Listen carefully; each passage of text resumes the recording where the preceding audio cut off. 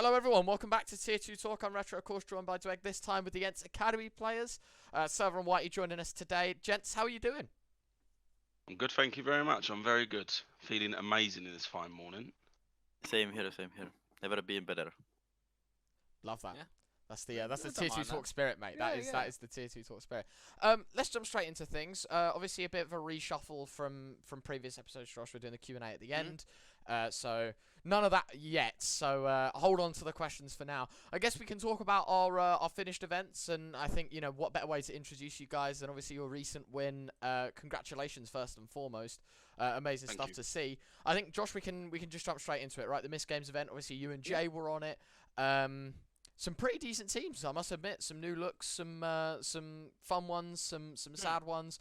I think expectations in this event, for me personally, I was very open to seeing how the teams do. I think we've got a few newer names in there. Obviously, new looks for some Mouse NXTs. Obviously, for you guys, Ents Academy, quite new as well.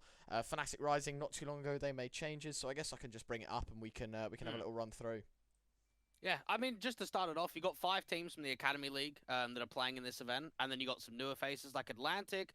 They were the ex-Dream lot, Ryan. You remember the one with like Croc and Gizmo? Like they made some changes and they've got like a new lineup. And then Void, they're like one of the older teams from Norway. They didn't even qualify to the LAN finals, which is in Norway today or tomorrow. So they're like middle of the pack. And then you had Eternal Fire Academy, who were in the Academy League. Now they're not, because they made a lot of changes and what have you. But to start it off, S1rva, your opening game against OG Academy, I don't think many people would have expected you to win that first game.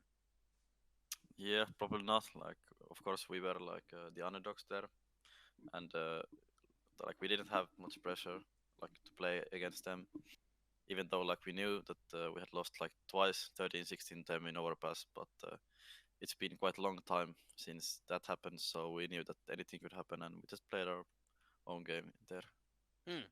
Whitey, I mean, obviously you're the coach. You're overlooking things. This Yeah. looked to be an 0-2 loss. We saw Dust 2, went quite the distance, went overtime, didn't quite pull through. You then go on to Mirage and you're like 4-11 down. You come back there and smash them on Ancient. Like, what is happening mentally wise to be able to come back in a series like this? I wish I could explain. We have this little joke where we talk about the CT wall. We say the Brexit wall.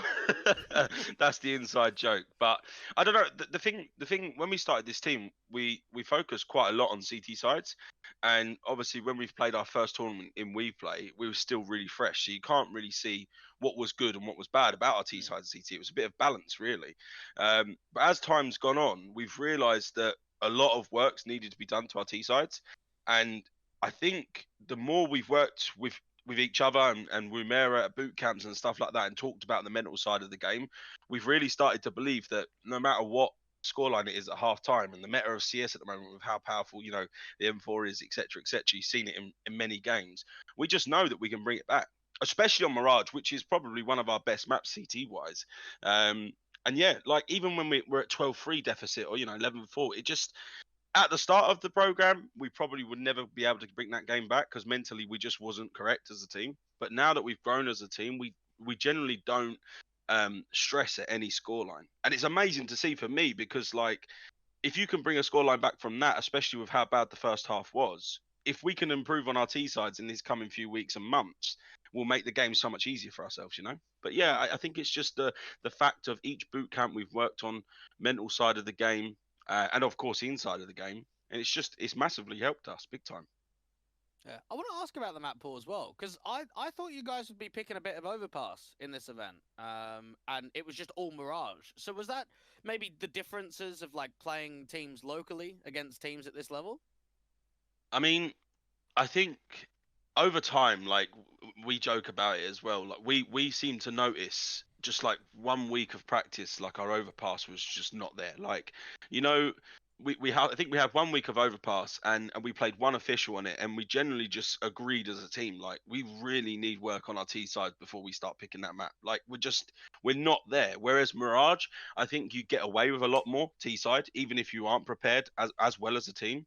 And of course, because of the guys, we talk about the jokey side of the game and premium Q face it and stuff like that. These boys live on this map. Like S1rva's tweet a couple of weeks ago, Mirage gods. But I think just the individual confidence from playing this map comes into the team confidence. And of course, we've seen since starting the map as a team, it's always been a good map for us because you get away with a lot more than you do on Overpass. You get punished so much on Overpass. So I think that's just what led us to start playing it. And we've realized slowly but surely it actually is a really good map for us. Okay.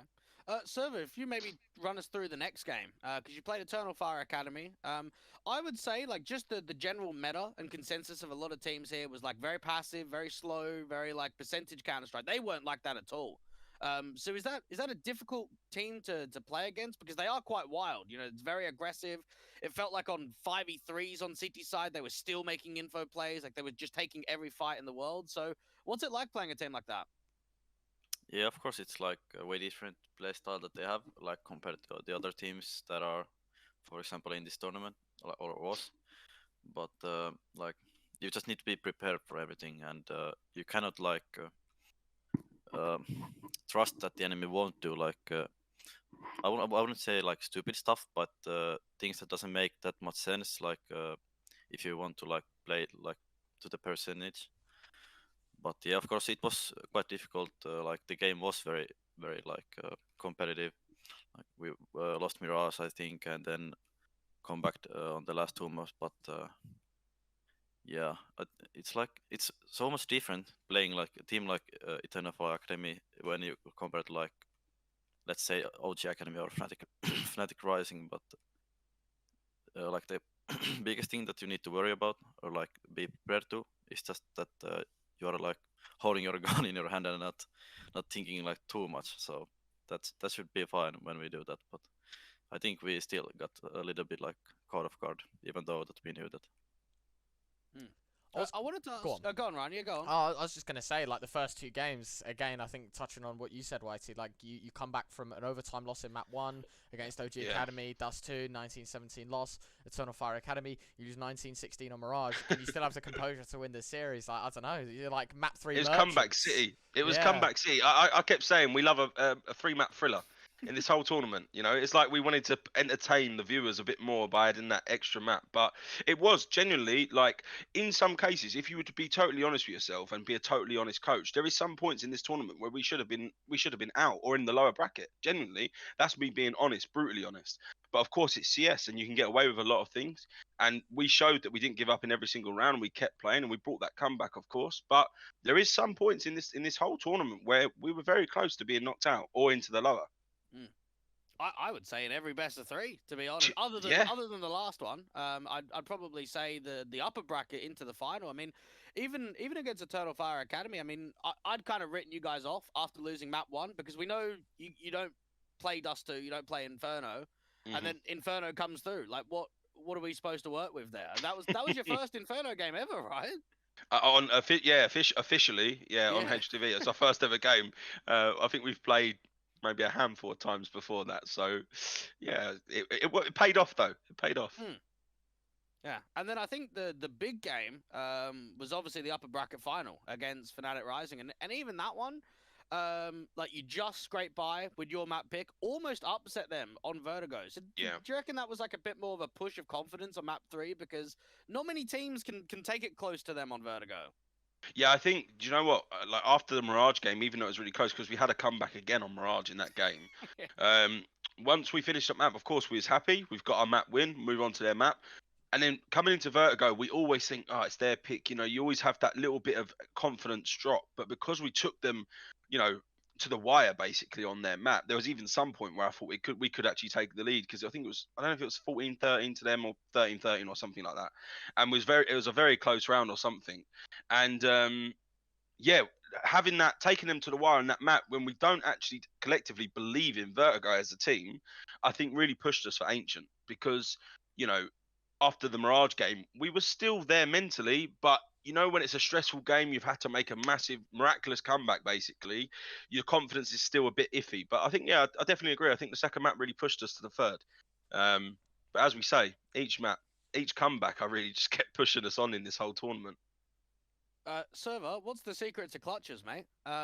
What happened in this event? You and Poddy seemed like no matter what 1vx it was, no matter what situation, even when the round looks done, you're still making clutches happen. So what is the secret for everyone at home? Don't boost his ego anymore, please. All he talks about, this guy, is his clutches, huh? Bro. Don't do me like that. But I don't know. It's just I think like it's been like my strength always. Just like as an IGL, of course, like now, like I like to think a lot, and I think I can, like, in the round. Let's say I'm in a clutch. Let's say, for example, 1v2. Like it also depends on like what info have I got from my teammates, and I usually can, like, in the clutch, I can just like think that what the enemies are like both doing at the same time, and it's like just like multitasking in my mind and thinking that if I do this thing, that then like what's the best reaction for the enemy. It just need to be like quick, like thinking all the time, and I think I'm quite good at it. So yeah. I want to ask about Poddy as well, because obviously I casted you guys a bit in WePlay. I saw a couple of the games in Assembly, and to me, when I look at Poddy, I think, okay, like it's a decent AWPer, but it doesn't have that star potential, doesn't have that X factor. But when I saw him in this event, that was like completely different. Do you think that this was like a standard event from him? Like he just played well, like he does in practice, does in scrims, or was this like, this is the best that we've seen him in an entire event? Because he was consistent on pretty much every map and every best of 3. Yeah, like the last month, like for Poddy, he's been just amazing. Like he stepped up his level like so much. I don't know, like any of us doesn't know like where has it come from, but it's nice to see that he's playing so well at the moment, and I think it has also like given us like, or like taken us to the next level, and I'm gonna say that we wouldn't like even been in upper bracket final without him. So, or let alone like won the tournament, but he's just playing amazing at the moment. And even to touch on the final, one of the things that we've always seen from you guys is 3 map deciders. You start on T side and come back. You know, you come back from the 4-10 down, 4-11 down, like that sort of ballpark. You started on CT side. Do you reckon that made a difference at all, Whitey? Like starting on CT side of Ancient to close out the final. Definitely, I think like it's always like the motion and mentality of games. Like any little thing can change something in CS, right? Like when you're in the motion of a tournament and you, like, let's say 3 games, right? We made a comeback on CT in the second half. You go to the other game and then you're starting on CT again. It changes everything. I think as well, when you play the team twice, it can always change. But I think when we know that we've got the hard part out of the way in our minds and we've got the strong side coming in, I think that's that push and boost of confidence to know that we can bring this game back. So, of course, when we start CT side, I think it did just affect us a little bit, but that's just CS, right? Any little difference in the way you do things and in each tournament, it can always change the way you play. But I think for the most part, there were some days where we just started a bit slow on each map anyway. But yeah, I definitely think every time we come back to the second half and it's CT, it's much better for us. Yeah. Ryan, actually, if you can bring up the bracket once more. Sorry, I just saw that you took it down. Because this is where I think I can rip in to some of the other teams. I mean, OG Academy. How do we even start there? The way that I look at them is you've got obviously quite a good foundation with like high-end tier 2 players. You've got Oxygen that played with Skade for a couple of years. You've got Marix that played with Sprout. Sound who played with like the Romanians and Nexus and that. They've now had Dementor on the team, IGLing. The IGL's been moved to Marix now. Dementor's not holding his weight. Feels like the AWPing is just a constant struggle on this team. Surely, Whitey, like changes have to be made with this team. This is 2 seasons in a row of Academy League where they're at least a favorite to make top 4, or at least in that conversation, and they haven't done it both times. Yeah, I mean, I actually think they can be a really good team. Like when we first played them in this tournament, like I was actually I wasn't worried, but you know when you always have your radar up about teams, and this was the biggest matchup. I think if we win this game, it's big for us, and we've always struggled against OG anyway. Like I think it's even like a bogey team for us. It was our first ever debut game against them, the 10-5 typical half on overpass, and we lost that game. It gives us nightmares still to this day. But yeah, I mean, I don't like to comment in terms of like they should make changes, but Okay. I have noticed a note like what you said. There's a big separation in their roster at the moment where like even after the things you just told me, I learned I didn't even know who was IGL at the time. I actually didn't even know at one point who was Orpid until we played them because it's like it never seems clear to me. So there is something about the roster at the moment that's dysfunctional, right? That's not working. So I mean, is it on the cards potentially? I actually think they can be a good team, but again, I don't like to comment and say they should make changes. But in regards to this tournament, I thought they would do a lot better, for Yeah. sure. Yeah, I mean, Ryan, I don't know if you've casted them at all, or at least A seen little much bit. of them. I've seen a little bit of them. I think Yeah. the most disappointing thing for me is like if you, as you said, you look at the pieces that we have on this team, and actually like in previous rosters, these guys have looked unbelievable. I think Marek's in his Sprout days, like.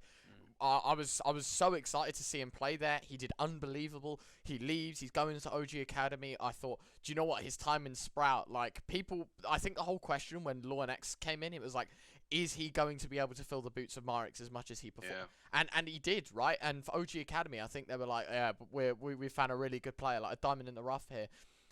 It's been a bit disappointing in this team as a whole, as you mentioned. We've got a ton of experience on Oxygen. Dementa hasn't really been there. If I'm honest, I think this OG Academy roster, maybe you keep a couple of pieces and you rebuild from the ground up. I think for me personally, it's been very disappointing. As you said, Josh, you're expecting results. They've been a bit lackluster. And we know, like, teams have picked up players in recent times. I think you want to compare them to maybe a Fnatic Rising, right? Like, where we've recently saw Volt come in, and it's turned this roster right around. We're yet to see that spark, that little bit extra from OG Academy that pushes them up. And obviously, they go on to lose against you guys. They play in the lower bracket against Atlantic. They win there, as they should. And then a new Mouse and XT side is able to clatter them 2-0 and knock them out of the tournament. It's a disappointing run, and I do agree. I think when you look at this, there's got to be something there. There's got to be some sort of response to this recent form, because it hasn't been the OG Academy we should be hyping up. I think just to add on to that point as well, like one thing I will say is I fully agree with you guys that they have a lot of experience on their roster. So you think that there would be a lot more damage to be done in their results, like with that experience, especially playing up against other academy teams that have less experienced players, if you compare some of the rosters, and even coming into this tournament, I mean, you look at some of the teams you've got in Mist, you've got a couple of experienced players in each of those rosters, but nowhere near compared to them. Like, if anything, on paper, you look at that tournament, they're probably one of the most experienced rosters in each individual player. It's just not clicking. So yeah, maybe it is on the cards, but definitely a disappointing event for them overall. Yeah. I mean, I think I was even noting it on the broadcast that Oxygen's got like 600 maps on HLTV. Like, you got a guy that played at top 20, top 30 level for 2 years. And then even the AWPing situation, they had, what was it, Shike, right, first off, Ryan, and then before that, well, Jamie G was supposed to go there. That didn't happen. Shike got in. I felt like Shike was very underwhelming. You bring Awaken in, and I don't want to be too harsh on him, but even that, like, it just does not hold his weight in a lot of events. When you've got your AWPer in, I think, MistGames and the Academy League being the lowest rated player on the team, like something's wrong there. Something's not gelling, whether that's them setting him up wrong, whether that's him not fitting into the team, whatever it is. Because even, like, you can bring up the scoreline, Ryan, of that game against Atlantic. Like, I know you guys beat them, but from a perspective of OG Academy, okay, we got upset in the lower bracket round 1. Let's respond. Let's put on a good performance. And they nearly lost this game. Like, this should have been, if you want to make a statement, if you want to prove to everyone, okay, we've got the experience, we're here to have a deep run, you two owe these guys. Like, you slapped them out of the water, and instead it was a struggle. It was not an easy task at all.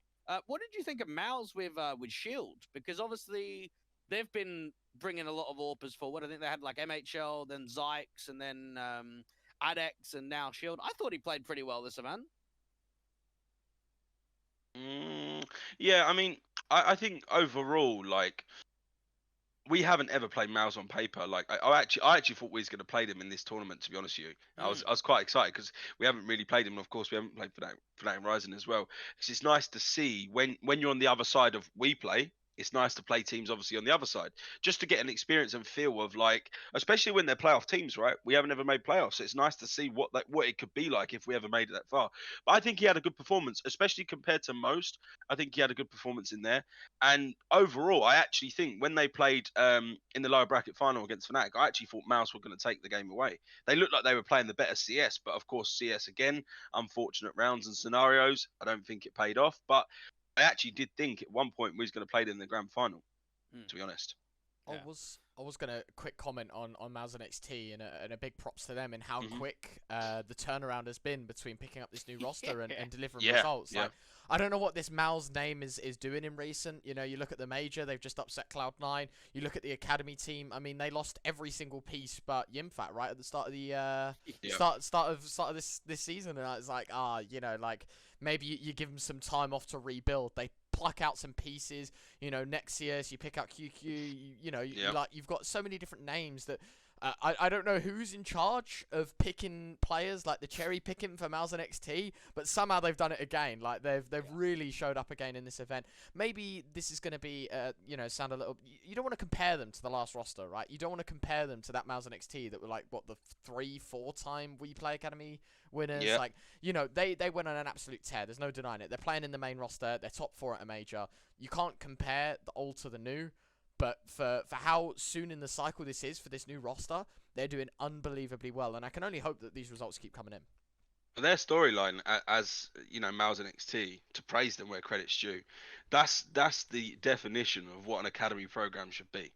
You know, that's what everyone's aiming for, and that's what obviously we aspire to be as well. Like, you have players, they're going, even if it isn't winning the academy league, right? But they play in the academy league, they get that experience, they get experience in other tournaments, and they potentially find themselves in the main roster and doing that. You know, they've gone above and beyond, but that is the storyline and the journey that every organization, I think, that has an academy team to this day wants to push for. They want players internal coming into their main team and becoming a star. There's no better storyline, and credit where credit's due. They've done it, and as you say, with this next roster now, even if looking at the likes of Yimpat, this recent performance in Mist was incredible. Like they've definitely got the stars there to do it again, and hopefully other academy teams as well. There's nothing better than seeing what's happened with Mouse, and hopefully we'll see it more with other organizations as well. I mean, yeah, we even saw like the Finns doing well. Like Banjo played very well in this event for Fnatic Rising. I think Jim Hat, he's been doing pretty well.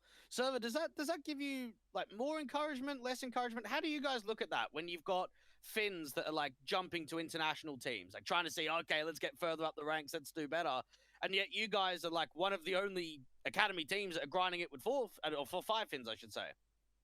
Yeah, like of course it's great like for the individuals that they can like progress in their careers, and like of course like both of them are like good friends for me also, so I'm like super happy for them that they have like found this path in their career now. But like of course it would be like, I think they would also like to do the same thing, but like with the Finnish full squad. So that's like my opinion, but I think they are like both happy at the moment where they are now. And then, of course, one thing that we got to touch on as well, Ryan, winning this event gets you a land spot. Whitey, we were talking about it a little bit earlier on. It's in Lofoten, which is like the north part of Norway, and it's where all the beaches are. So, depending on like Whitey's eyebrows there. Depending on the weather, it actually should be like quite a nice time to go.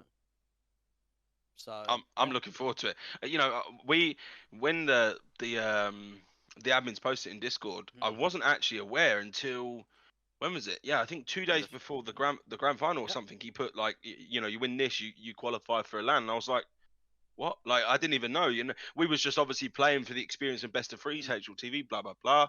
Of course, the prize money is nice as well, but I didn't even know. So that kind of boosted a bit of more motivation to win, even when we was at a deficit in the grand final.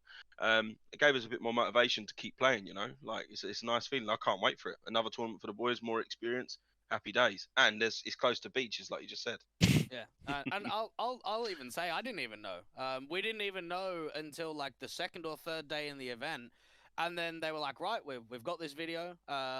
Let's play it on stream. And then that was like when everyone knew, and I think it was just a little boost for everyone to know, right? Like we got an opportunity of playing on LAN. It'll be you guys. It'll be S1rva's talent. So and then you get some good pieces together, and you put on a good show and get yourself that LAN experience. 100%. Like that, I think that's something we need as well. Like we said even before this Miss tournament, we need as many officials as possible and as many, LAN experience as possible where we can. Of course, even if it was at, a very, very low tier LAN, I think like me and Romero was talking about like even playing in low tier online tournaments and LANs just to get that little bit of experience because, some players deny it, young players especially, but even when you're playing on paper, a worse team, that experience and mindset that you have being in an official atmosphere and environment improves you so much individually, whether young players want to accept it or not. So we are looking so much to have that official experience. So this LAN just adds on top of it, which is amazing. All right, I think that wraps up everything quite nicely here, Ryan. Should we move on? We can jump into the MCR or the whatever what it's the called, Tipsport Czech Championship, but it's not called that on Liquipedia, but it's called something different, mate. All over the shot here. I guess we can look at some of the teams here. Maybe you guys can comment a little bit. Maybe you've practiced them or whatever. Expectations heading into this event. Me personally, the Czech scene in general has been a bit on its head recently. Like I think everyone was expecting like S1rva to just destroy. I think there's now talks of the Enterprise lot obviously now having that Czech core. They're still playing in these events. Dynamo Eklot, I think in recent times we were talking about them being champions of a Czech event, right? So we're a little bit all over the shot here. I'll bring it up for everyone at home to see. Mate, this is a massive event, by the way. Prize pool's huge. I don't know where this money comes from. $81,000 for a Czech event, like unreal. To see that they've just send it. Why not? It's nice to see that obviously the Czech scene gets this support. 80 grand for a Get me there. Yeah, I was gonna say 80 grand for an event is unbelievable. Get me there. It's a shame that some of these teams maybe you're expecting a little bit more out of. Obviously they've got the GSL group stage. I guess we can just touch on that first and foremost, Dweg. The GSL groups, obviously for those at home don't know, win 2 or lose 2. Just to wrap it up, like last year it was $22,000. So wow.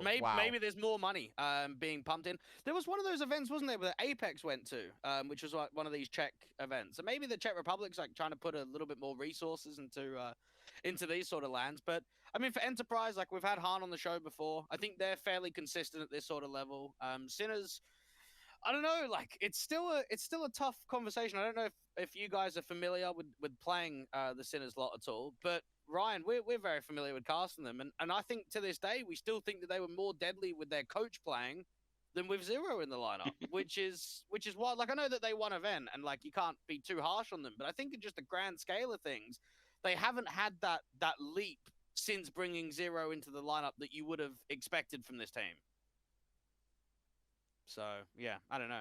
Even Guardian, I don't think, is playing with Sampi at the moment. I think he's on personal leave or something like that. I mean, Dynamo Eklot. This Entropic Prague team, I don't know whether we'll see them in more of like the academy leagues or the academy kind of tournaments, because they're quite young as well. So we might get to see a little bit more from them. And then obviously, into the playoffs, S1rva looked like they were, getting started with an early map, but S1rva's winning the whole thing. Again, that would be a juicy paycheck for them. I don't know how much First gets, actually. First gets 40 grand. Yeah. Okay, not bad. Crazy. Yeah, that's decent. Not bad. Yeah, maybe we'll see more out of the Czech scene, Ryan. Like in terms of these sort of big events, and maybe they might give like an international qual or like a spot to someone else to get some outer region teams involved too. Yeah, that would be nice. With that prize with that prize ball, I mean, yeah, it would be nice. But I think like as well, even though they're pushing for the Czech teams and stuff like that, with that prize ball, you could attract any sort of team, like to go there. Like, I mean, I certainly would be flying over there. But like, yeah, it's great to see. I mean, it's I can only imagine if a UK tournament was 40 grand for first place. I think I think we'd have all the old school and OGs coming back to play. But it's good to see. Yeah. Ryan, were you surprised that like Enterprise didn't even put up a fight against S1rva? Because the way that I look at it is it should be a Sinners Enterprise final, realistically. Yeah. I think for me personally, like you look at Enterprise last, I want to say in the last quarter, so the third quarter of the year, they were the most played team on HLTV. Like they had the most maps out of everyone on HLTV. They were, I think it was on average they were playing like 2 maps a day or like 1 point something maps a day. Like it was ridiculous how much Counter-Strike they were playing. And obviously we know them as a team. Like we've done the interviews with the guys. I think I remember chatting to Mangus on broadcast and stuff, and he was saying like we put in so much effort. Like we're full time, we're putting in effort, we're pracking, we're doing everything we can. It's a shame because this team at one point, I think maybe back to the AceX event, right? And they kickstarted. I think they played like Royals, Operation Save Spot. Like it was a pretty dinky event on the grand scheme of things. They won their first ever event. It was like €4,000 for first place, or like total prize pool. They won like $2 grand. They were like, this is the start. And then we just see them absolutely rocket through tier 2, and they were playing consistently, getting really good results. They've just kind of fell off a little bit. Like the Han introduction was awesome. Started to see them do really well. Now is this where we start to see maybe, you know, where teams, they overperform, the honeymoon period settles down, like that's gone. I don't know. They should be beating E1rva every day of the week though. And especially when you look at the E1rva names, it's not even like we have an external European that's coming in and absolutely destroying, you know, with this E1rva side. It is literally what you see is what you get. This is just a middle of the pack Czech team, and they're still finding results. And I mean, to be fair to them, you look at the group stage, very narrow game against Entropic Prague. They took a map off of Dynamo Eklot. Could have been 2-0 E1rva, by the way. Very, very capable of them taking Ancient. And then obviously they played Entropic Prague again, beat them 2-0 very convincingly as well. Like they had a pretty good run in the group stage. They could have gone top of the pack. They could have been in the position of Dynamo Eklot. Not taking it away from E1rva, but 100% Enterprise need to find something. And then when they play Dynamo Eklot in the third place decider, they get destroyed there as well. Yeah, I don't know. Third place deciders are always weird ones with these sort of events. I don't know if you get 100% out of the teams, but even E1rva and Enterprise, they played in a grand final about a month ago, Ryan, in like another LAN in the Czech scene, and they beat them there. So it might just be international results versus regional results is like a bit up and down. So yeah, just big prize pool, good exposure to the Czech scene. So hopefully more of it. Easy as. Happy here. We can jump on to Epic 37. Whitey, this is your like your breeding ground, mate. Back in the day, maybe we'll see an Ents Academy at an Epic LAN or maybe. I'm definitely coming back. I've missed 3 in a row now, so the return is near. I mean, I don't know whether I'll be playing, coaching, or just be standing behind everyone screaming with a pint in my hand. But I'm looking forward to coming back to see everyone. I wanted to come to the most recent one, but obviously with the schedule we currently have, it was just too busy, you know. But yeah, I'm looking forward to coming back. Yeah, Ryan, how come I'm not seeing your name on the Wikipedia here? Weren't you? Yeah. I mean, to be honest, like. I'm gonna say it. We should have got out of groups, but we had a very difficult time. Like of the top 16, the 4 teams that we lost to went really deep in the event. Obviously we had Exley Kebab in our group. We had Shush GG in our group. We had where are they? Oh my God, where are they? We had the Kryveng lot as well. Like it was difficult. It was difficult. It was difficult. I will say, not a lot of teams here in terms of typically I think we get a few more of the higher end teams, middle of the pack. This was a really exciting event for me personally. A lot of UK talent. We're starting to learn a lot about. I think for the K10 guys, obviously they've made recent changes. I think Prox is now out of the roster, but it's nice to see K10 are there. X-Ravel obviously playing in ESL Prem. E-Masters beating Viperio last night on Nuke. You look at Prevvolotl, obviously that's the 7 AM core. We had Click in the mix as well. Obviously it's nice to see Shush GG about. They're obviously playing in ESL Prem as well. The Legates lot are in ESL Prem. Swaggy from Arctic Raptors, obviously in Royals. Like, we've got some pretty big names here. Yeah.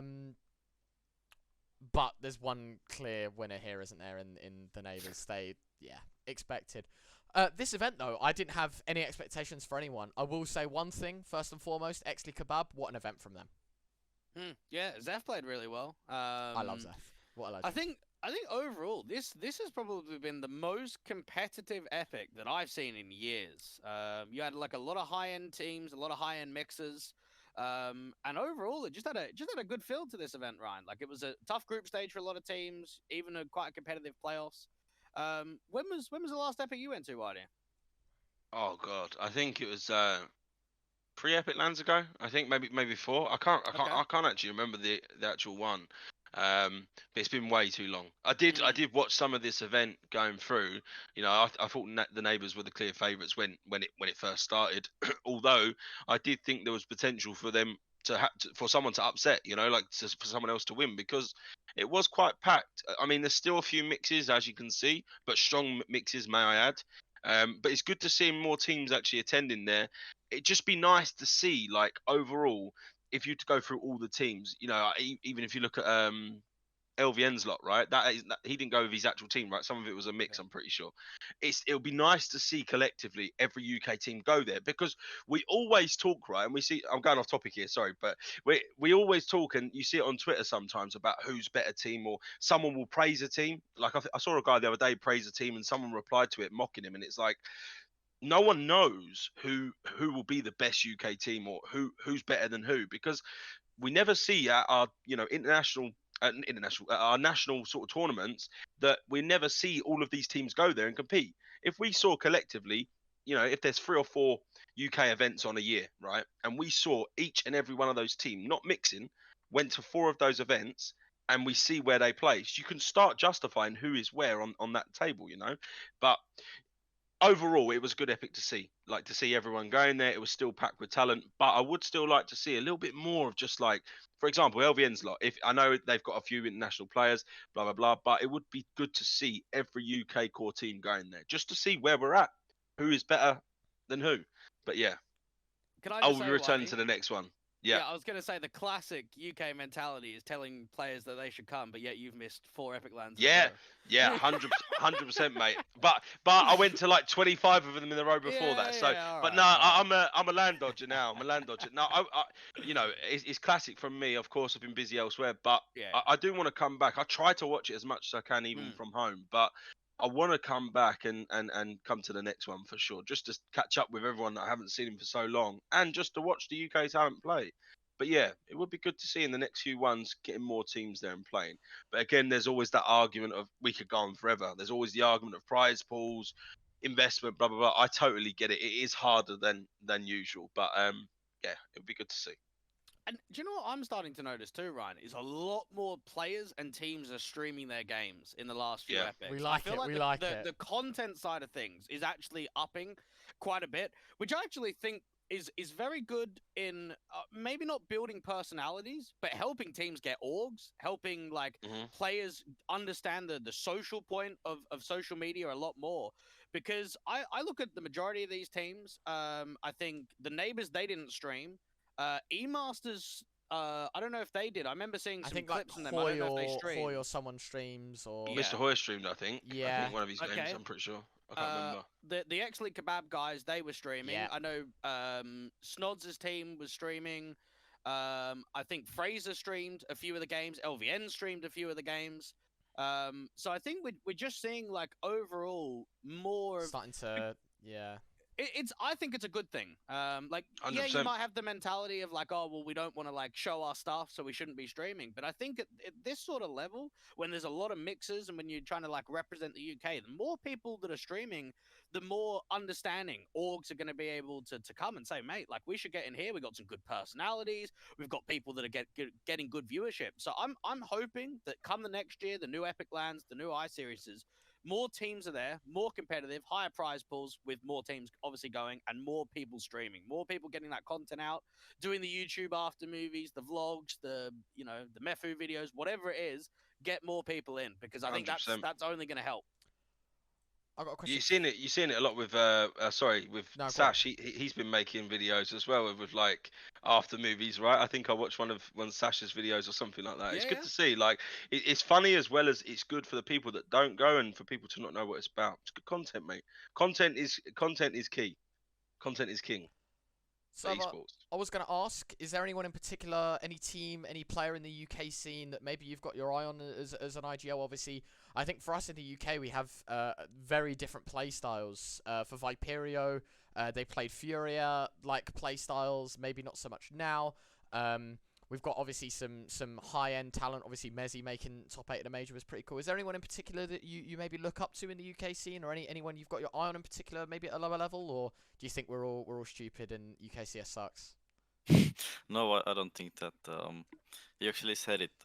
Like Messi, I've been like he's like been grinding so much, and so like he has got like the tier 1 scene like very fast. And now that he's IGL, I of course like want to maybe watch more of like his pop sometimes. And I think he's like just an amazing player, and how fast has he like grinded like upwards to in the like teams and stuff. So he's definitely one player, and but like other than that, I don't really like follow the scene that much. But of course, like there are good players and like talent from the UK. So What about scrims and practice? Are there any UK teams that you guys have been playing recently? Not recently, but we have in the past. Like, we've played a few teams. You know, we played Mr. Hoy's team. Again, I think it was a different team at the time.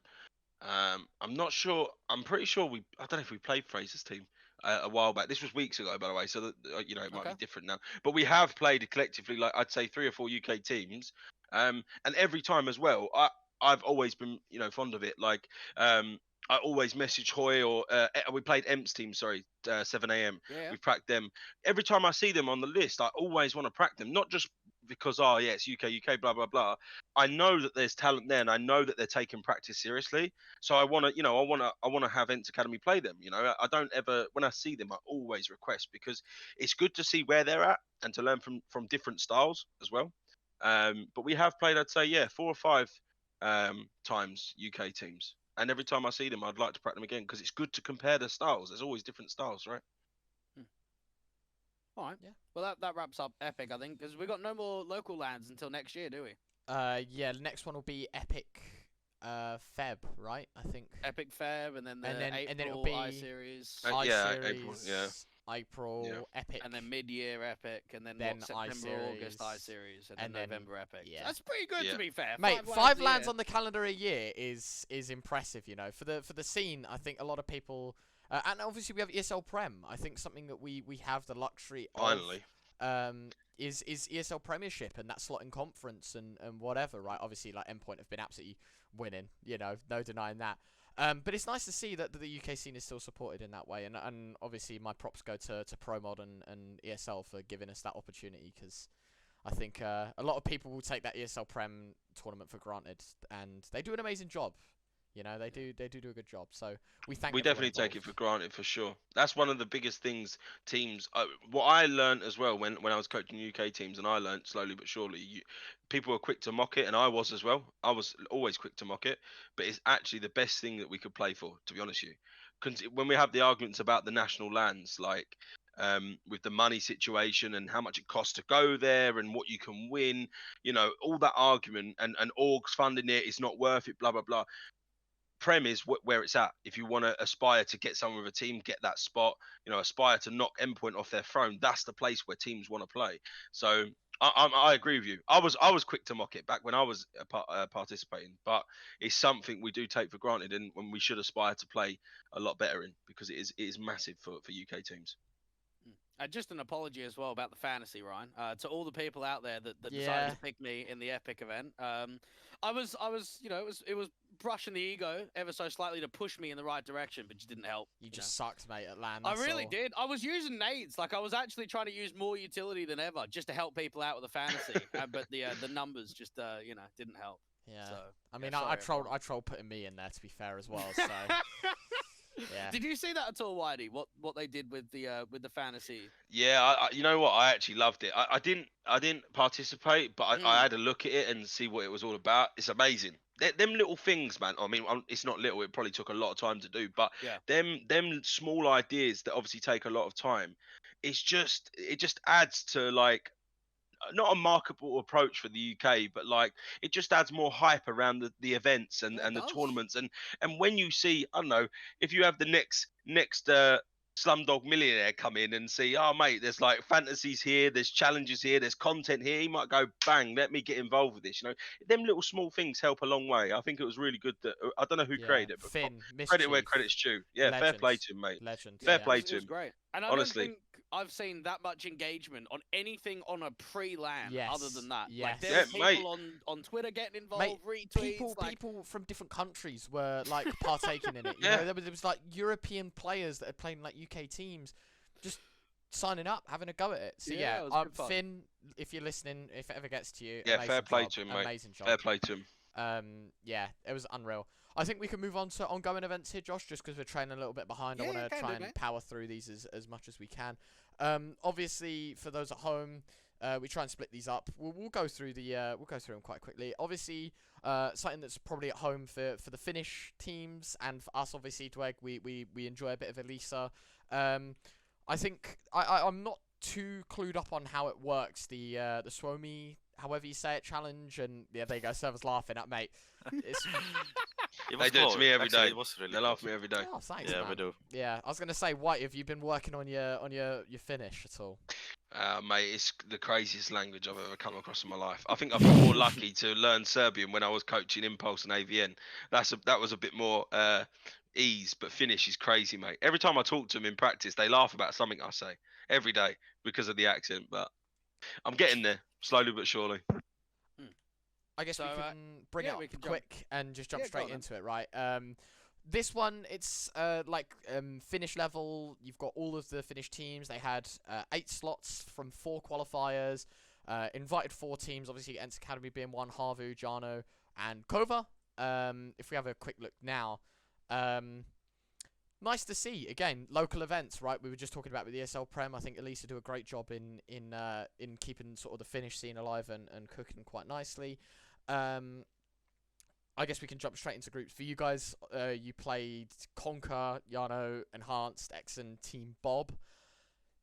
Server, do you want to talk to me maybe about the group? Anyone in particular that you were keen to play? Anyone that surprised you at all? I don't think there was like any surprises. I think the groups went like they were meant to go, like on paper.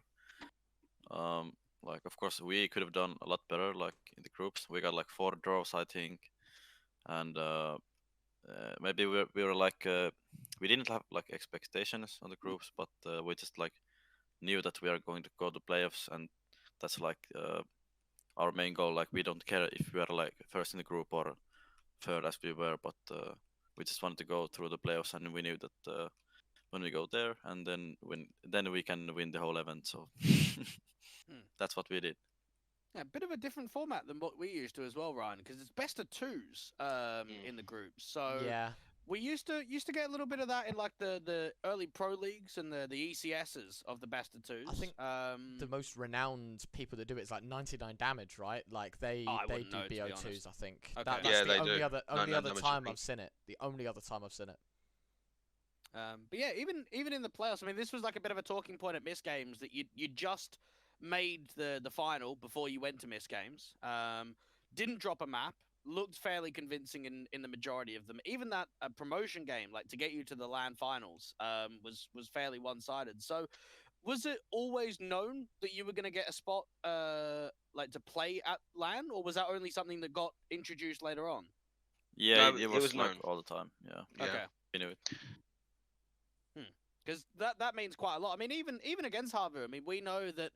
I don't know what we think about this one, Ryan, because obviously they've been invited to the main event, and then they've also been invited to this Yeah. one. But I guess, you know, Finnish team, Finnish crowd, they want to try and build it up as much as possible. It's Yeah. unlikely Harvu are going to make it through the main event group stage and play in front of the crowd. Yeah. I see them as like an Imperial of the major, you know? Yeah, Furia-esque, you know. Yeah, maybe not Furia because they have actually doing like all right. I don't think Harvu compared to like no flame to Harvu, obviously. This guy but- flaming. Yeah. Wow. Boom! Yeah. Wow. Yeah. No. Oh, this guy. To be fair, they've made the grand final, and in this event specifically, I think if you look at maybe the names of the Finnish teams that you can invite, right, that are like that Finnish event, I think it's very obvious that they're kind of like the choice, right? I think. So it makes sense. It makes total sense to me. I will say on that whole like Masters event, maybe I'm too quick to judge. Maybe it's going to be an upset, you know. Maybe they're gonna go and win the whole thing for all I know. But yeah, I think for r00 makes sense that they get the invite. Will they go far in the main event? I don't know, but they've done a very good job in this event, right? They've dropped what, one series or one map in the entirety of this event so far. It's been pretty impressive from them. Yeah, what do you think about r00 at the moment, s1rva? Because I think my perspective on it, they had a very good early 2020. Like they're up there in the winning a lot of events. They were, I think, top 14 on HLTV. They've had a big drop off for quite some time. They're bringing more roster changes in. I mean, s1rva, I remember him on Kova. He's come over. Zen, we've seen him internationally. Dotto, we've seen him internationally as well with ENTS. So on this lineup, it looks like there's a lot of strength. There's a lot of good pieces. There's a lot of experience. But the results aren't like really showing that for the last, I would even say, year, maybe even 2 years. So what do you think about r00 as of right now? I think like they have like just amazing like pieces in their puzzle. They just need more time. Like they haven't played that much now with this 5 lineup.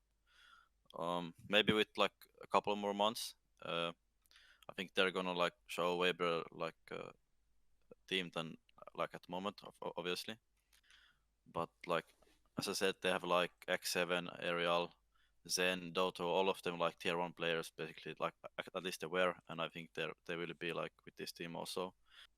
But and then s1rva coming in as the young blood and like an amazing opera. Like he has been always in the Finnish scene, like a good opera to look up to. And when they just like get all the like, how would I say it? When they like know each other better and know how to play together like better, I think that's when they are like starting to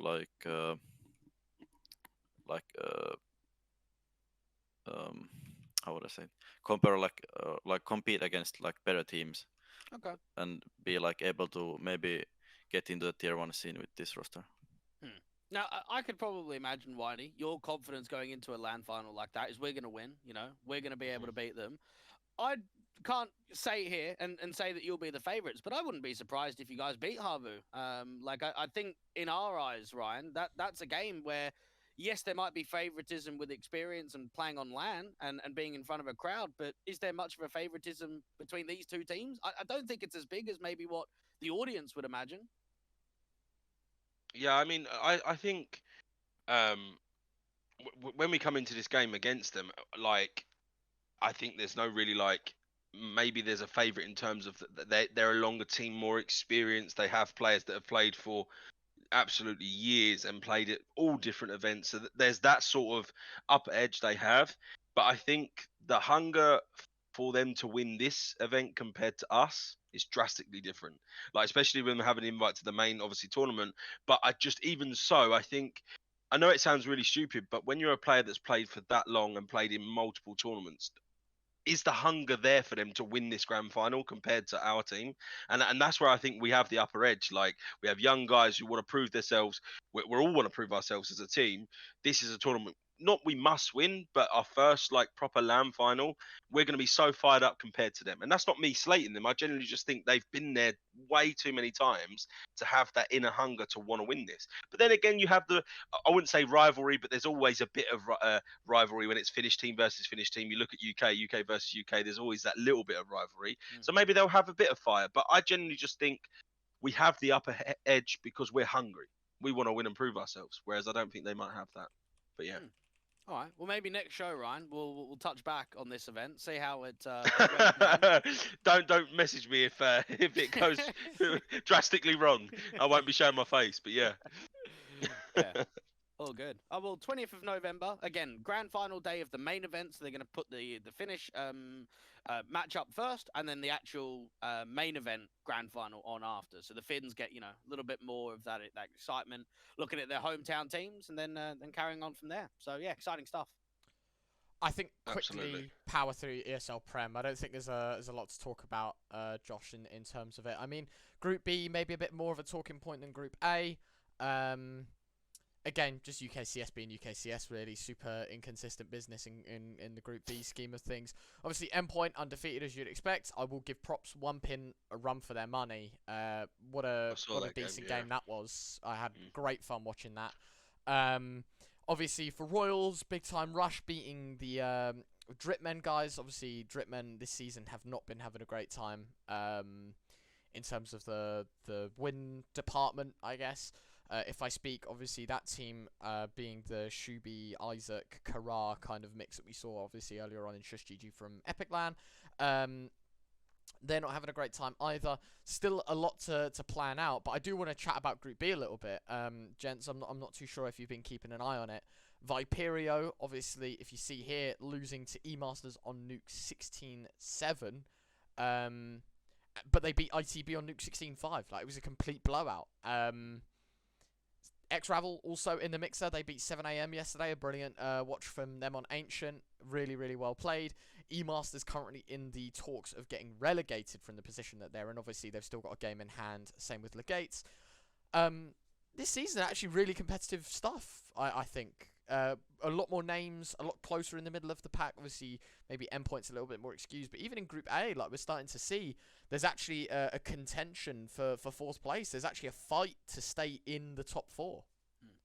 I mean, realistically, are we looking at maybe Viperio, 1pin, or ITB as being the potential upsetters of Endpoint? Like, I don't know if anyone else is in that conversation this season. I haven't watched that many games. I've seen a little bit of the highlights. I mean, even Blackhand, they got dropped by the organization, right? They left them. They left them. They left. Okay, Yeah. sorry. Yeah, Okay, yeah. they left. Okay. I mean, 0-3 for them. Considering they just brought in the old like Fanbit boys, didn't they, from Eco? They brought in Tadpole and Extinct. Tadpole. Yes. Yeah. So rough start to the season, being down 0-3. To try and like even hold your spot and keep yourself into top 4.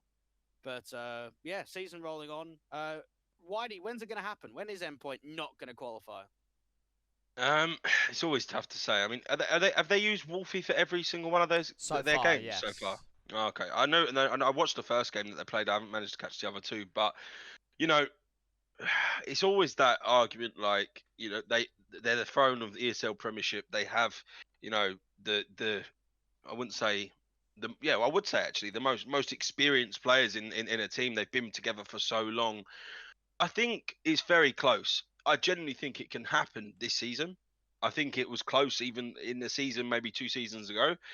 I think 1pin always, out of everyone, gives them the biggest run for their money. And they just can't close out. You look at their past matchups, I always think they give them the best run for money. But they just can never close out because Endpoint just have that, you know, extra bit of edge of competitiveness. I think it can happen. We're slowly starting to see every single team improve tenfold. Like, each tournament, each online season, you're seeing more people get promoted, more people do well, get game playoffs. You know, in terms of ESL Premiership, I think it's close to happening. Although I love Endpoint, and I always will, I've always loved them. I think it's very close, especially with how their roster is at the moment. I think it's very close. I don't know who it would be. 1pin, Viperia into the breach, but I think anyone on their day in the UK can upset anyone. That's just how it's always been. I think back to last season real quick. Endpoint nearly lost in the quarterfinals, right? Yes. I think if I yes. against Blackhand at the time, that went full 3 maps. I think one of them was like a 16-14 or like a 16-13. Double check. I remember watching that game live. There, 16-10 Endpoint win. Blackhand take dust 2 off them, and Ancient's 29 rounds. Like, it's close business. It's nearly happened, and I don't think Blackhand are going to hate me for saying this. They certainly were not the team that anyone had on their radar to beat Endpoint in that certain season, right? In spring 2022. So I don't know. I think there's definitely chances. Does it happen this season? Don't know. We'll see. I think Endpoint for now. This is probably the best time to beat them. Like, this is the biggest opportunity out of the lot, right? Because obviously they're playing with Wolfie. MHL's a pretty new pickup. It's, you know, there's chance. There's chance. I will say that. Absolutely, there is. Are we still surprised that 1pin haven't got an org, Ryan? I mean, knowing I am. Yes, very. Knowing that, like, Temperate got picked up by E-Masters, knowing, okay, they left Blackhand, but they still got to Blackhand. Looking at LVN's lot, getting 7 a.m.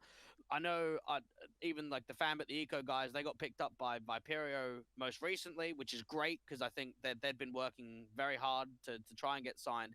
But when I look at One Pin, I think they've been one of the most successful UK teams outside of the UK scene, like into some of the international events, and we yet still don't have them signed. Do you reckon it could be something because they don't go to LAN? Like, do you reckon that is maybe a reason why that orgs don't want to pick them up?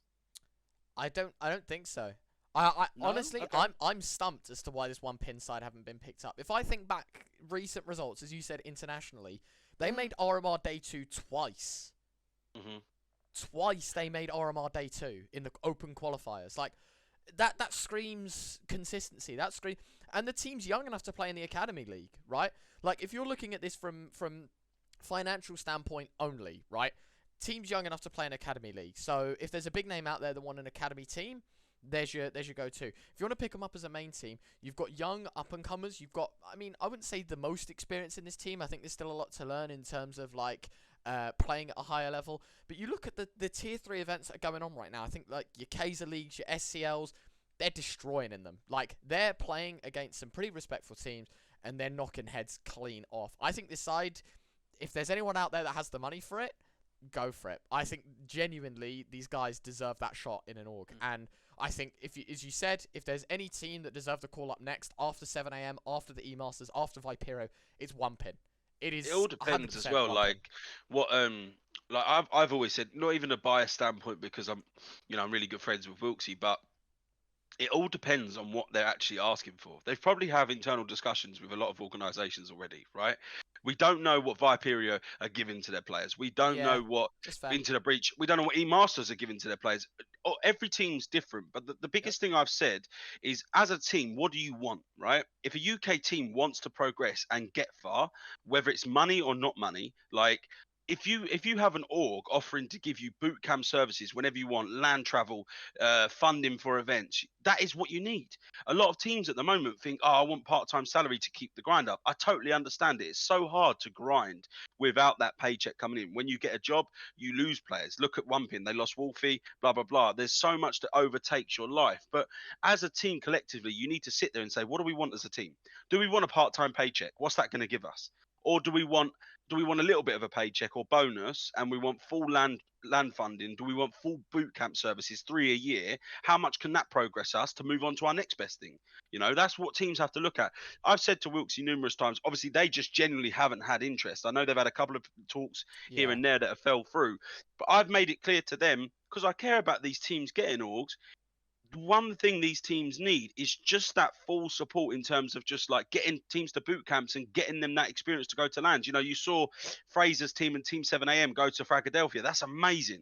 That experience as a roster is amazing to get a team out there. It grows so much as a team. But I think the issue is, in some cases, and I'm not saying this is for One Pin, I'm saying in some cases with a lot of rosters, they're quick to jump on the paycheck. I want part-time salary, or I want full-time salary. And at the moment, it's just not there. The investment's not there. I do think they're worthy of salary, One Pin. I think some teams in the UK are. One Pin definitely, because I think they could run with it. I genuinely think they could run. If they started getting paid and they could put all their focus to CS, I think they could generally gain so much. But it's all about just knowing what you want as a team. And I think there is orgs out there that would probably push you to a boot camp and events where necessary. But yeah, I do think they deserve one. All right, should we move on to WePlay this season, Ryan? Yeah, because we've got the groups finished up. Obviously, for you guys, we didn't see you getting out of the groups, didn't see you making the gauntlet. But I think in terms of the top end teams, this was actually quite a surprising season. Fnatic Rising were probably one of the favorites to make it at least to the playoffs. That didn't happen. Big Academy, with what they did last season, they were probably, or the last few seasons, I should say, they were probably another favorite to make the playoffs. They didn't even make the gauntlet. Astralis Talent, I mean, they've obviously had pieces being taken away. Bro's been playing really well, but yet they still didn't make the playoffs. So, were you surprised the way that the groups and the gauntlet went down here, S1rva? Yeah, for sure. Like I think there was like basically anyone could be like in any place almost. No hate to MIBR Academy, but I think they were like a new team and the most inexperienced. So I think like that's why they're in the last place. But I think like of course I believe that we can do like also good. So that's why I think like well we lost from 15-3 lead and 15-9 lead and like if those games and actually from 11-4 also. But like if those games were like the other way around that we won them, then like we could also be like on third or second place even. Like anything like could have happened in those groups. So I think it was like maybe the most competitive group and like group or tournament that I've been in playing. Okay. I think Apex Rebels put up a little bit more of a fight this season than what we've seen previously. I think some of those like lower end teams are starting to just have a little bit more of a push. Fury Academy and MIBR Academy, we obviously know they're the out of towners, the guys from Brazil that are coming over to Europe to play. In terms of the gauntlet, though, Ryan, again, OG Academy had a very tight series against Mouse NXT. So I do feel for the loser in that one because that game could probably go either way. And even Young Ninjas, like being able to have a pretty solid gauntlet stage to get themselves into the playoffs. So I think there's quite a lot to dive in, and I don't know how much favoritism there really is in the playoffs here. Like we saw. Obviously, Mal's playing in MistGames. We didn't see Navi Junior, Young Ninjas, or Spirit Academy there. So, out of all the teams that we've seen only in the last week or so, there aren't really there in the playoffs. It's difficult. It's going to be very hard to predict the games, right, and sort of how the matchups go. I think for Navi Junior, they looked really decent this season. I think if you look at the group results for them, 8-4, clear of the pack, very obvious. Mouse NXT also doing very well. I will give it to OG Academy at least. Like we've seen some result from them. Obviously getting top 4 in the groups is decent. But then again, you should be beaten 5th, 6th and 7th in your group anyways in this. Yeah, so kind of, you know, you should be making top 4 there. So they've met my expectation. Obviously, as you said, like we see them get knocked out in the in sort of the play in the gauntlet stage, right? Which I love, by the way. I love the fact that there's like a gauntlet stage that leads into playoffs to kind of like give everyone that extra shot. 3rd, 4th play each other. Then 2nd place gets dropped in on the grand finals of the play-ins, and then only 2 teams qualify through. So it's just to kind of like declutter the bracket a little bit and bring it down a little bit more. Obviously the games start in a week, so we still got a little bit of time until the playoffs start. I'll tell you what, we'll run around the ring. So we'll start with Whitey, then go S1rva, then go Dweg. Who's winning out of the 2 matchups here? Navi Junior, Young Ninjas, Mouse NXT Spirit Academy. Who have you got winning? I think Navi Junior have the better individual players mechanically. I think Young Ninjas are a better team. It's a tough one to call. For me, as a team, I think Young Ninjas edge it, but I actually think Navi Junior are actually gonna take the win. To be honest, like I know that sounds really silly. As a team, they edge Navi Junior, but I think mechanically, if they come in full confidence and 100%, I think they can take that easily. So I'm gonna go Navi Junior on the first matchup, and then in the second, I think Mouse NXT have looked really good, like we spoke about when it comes to Mist and their new addition, but Spirit Academy have just got something about them where they can just find the finer tune to win games. You know, not even just because we lost a 15-9 lead, but they just have this. I don't know what it is. They just have that finer edge to win games. So even though they've got a Finnish lad in the Mouse NXT, and I do support the Finnish scene, I'm going to go Spirit Academy in the second matchup. Navi Junior and Spirit, I think. So you want like from the both matchups? Yeah, the winner of both opening matchups. I was gonna say like Navi, no Navi, but NIP and Mouse NXT. Like I think the polar opposite. Yeah, I think Team like Pass like form at the moment is just like it's been the same, but it's like been consistently like maybe like 1.3 plus rating like almost every event. Like I've watched stats on HSL TV, so it basically just like requires him to do what he does like normally, and then maybe another player like Shield. I think he's also like an amazing opera. Like I think it was like Yekindar maybe last year. He even put him like in his top 20 predictions or what's the like in HLTV. Yeah. But I think he was like there, and that's when I first heard of him, and after that I seen like some games from him, and I think if you look like how he's playing and also like stats, I think he could be very well in the top 20 like in the near future. But yeah, that's why I like chose Motion XT, and I think just young ninjas. There's like I think there is just like good players like basically all of them. Like let's say S1rva, he played in Gamer Legion, and he has so much experience also like ZTR. And then the like Nilo guy, he also like came back, and I think he was just so talented like when he previously played in Young Ninjas, but I don't know what did he have like school or something, but he wasn't there anymore. But now he's back, and he's a shooting head. So I think like when you compare like aim firepower on these two teams, it's not there is like no big gap. But when you look at the structure and stuff, I think there is a bigger gap in Navi and NIP. So that's why I think Young Ninjas is gonna win this one. All right, I'm gonna go Navi and Mouse to win. I think both of those games you've got like some big star players. Like you've obviously got Nipple, like he's incredible on that Navi junior side. I think Nilo's been playing really well this season since coming back into the lineup. You've got Jimp Hat that's like tearing it in pretty much every single event, and then even Art Frost, like he's one of those players that can just turn a game on its head and win a series by himself. So I think both series should be quite entertaining, quite competitive. Yeah.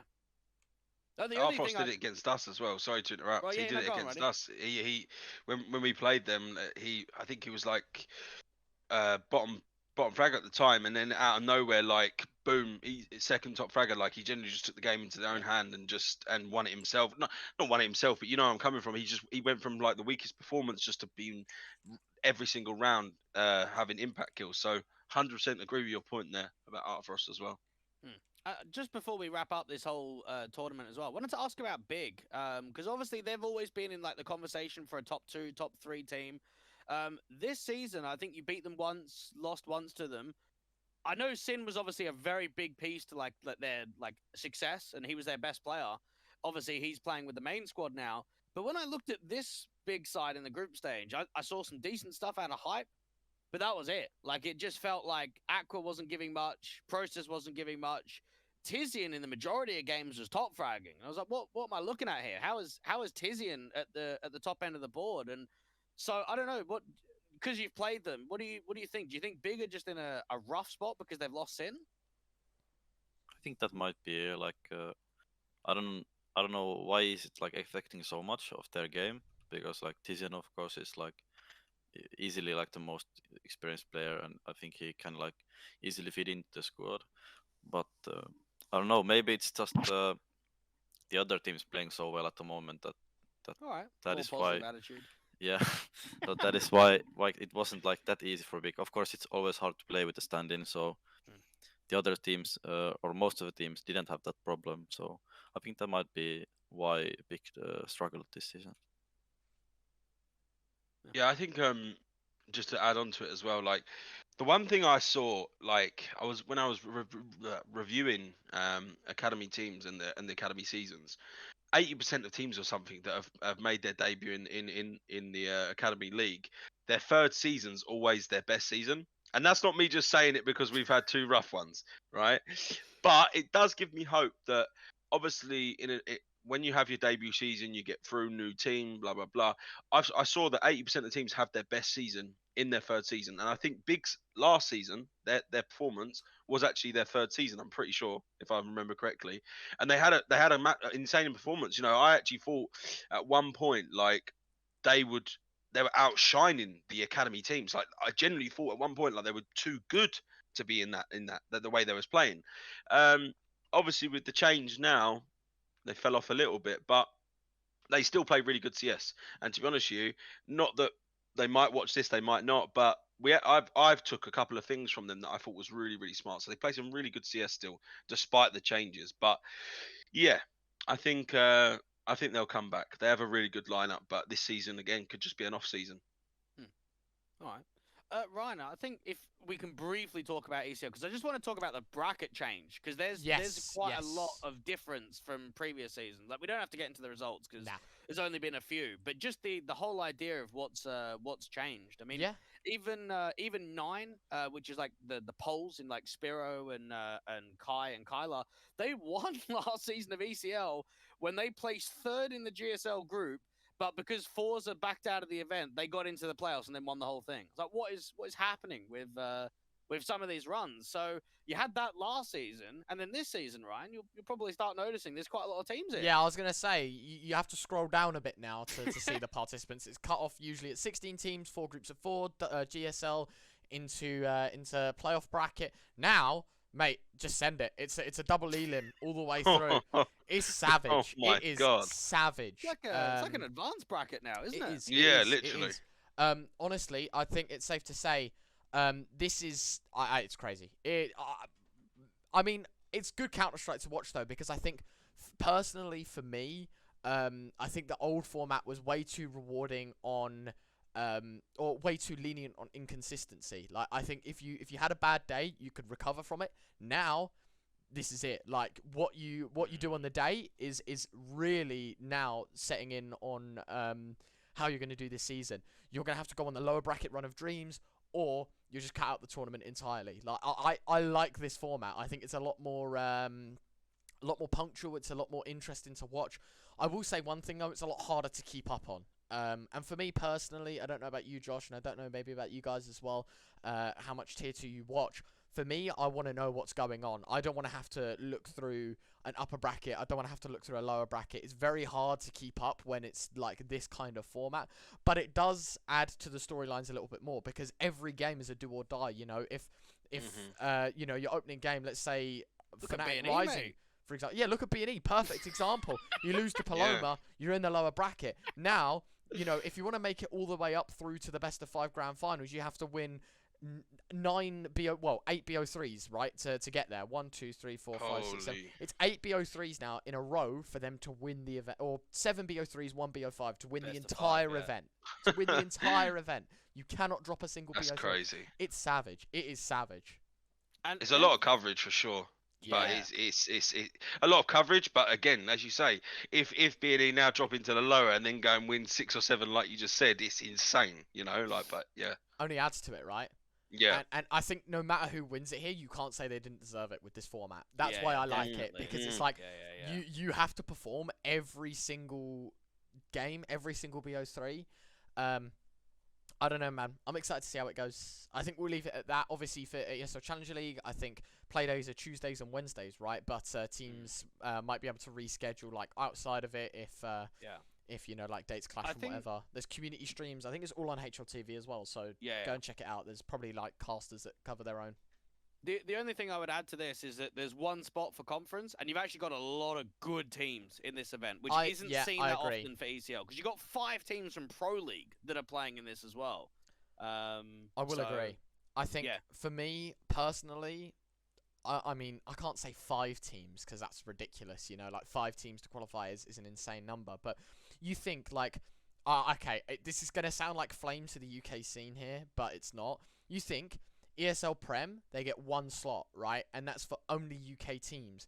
But for the for ESL Challenger League Europe, you get 1 slot for all of the European teams, like including the teams in local events. So, for example, like the Polish slot, right? You get 2 shots at it if you're like 9, because you obviously get Challenger League and then you get the Polish event. But for, you know, let's take a Finnish team, for example, right? If ENCE Academy were to play here, you would have to play and win the entirety of Challenger League to get the slot, and you don't have a local slot in. Like, you don't have an ESL local slot in. For me personally, I'd like to see a few more slots. I think that's the only improvement we can make to conference here.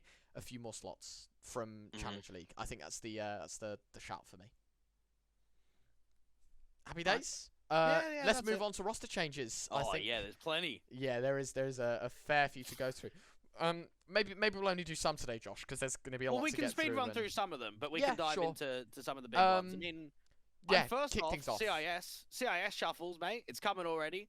Yeah, bound to happen. Forza benching Norway and Kenzie. K23 were at the RMR. They've made changes. Exy Power's gone. Finnegan's gone.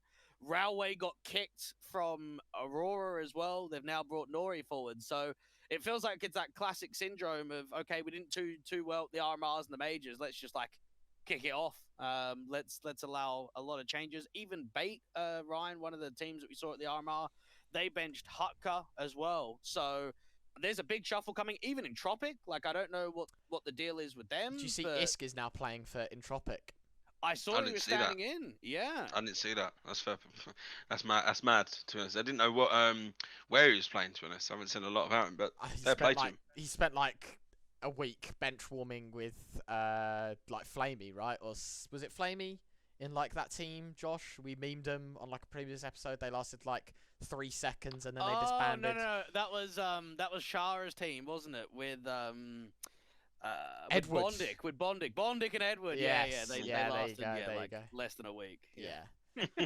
So it's nice to see Isk got a home. Obviously, that was a positive bit, right? That was the last we saw of Isk. Was like 0 HLTV appearances, lasted like 2 seconds, and it was done. So it's nice to see him back. That's what I will. Yeah.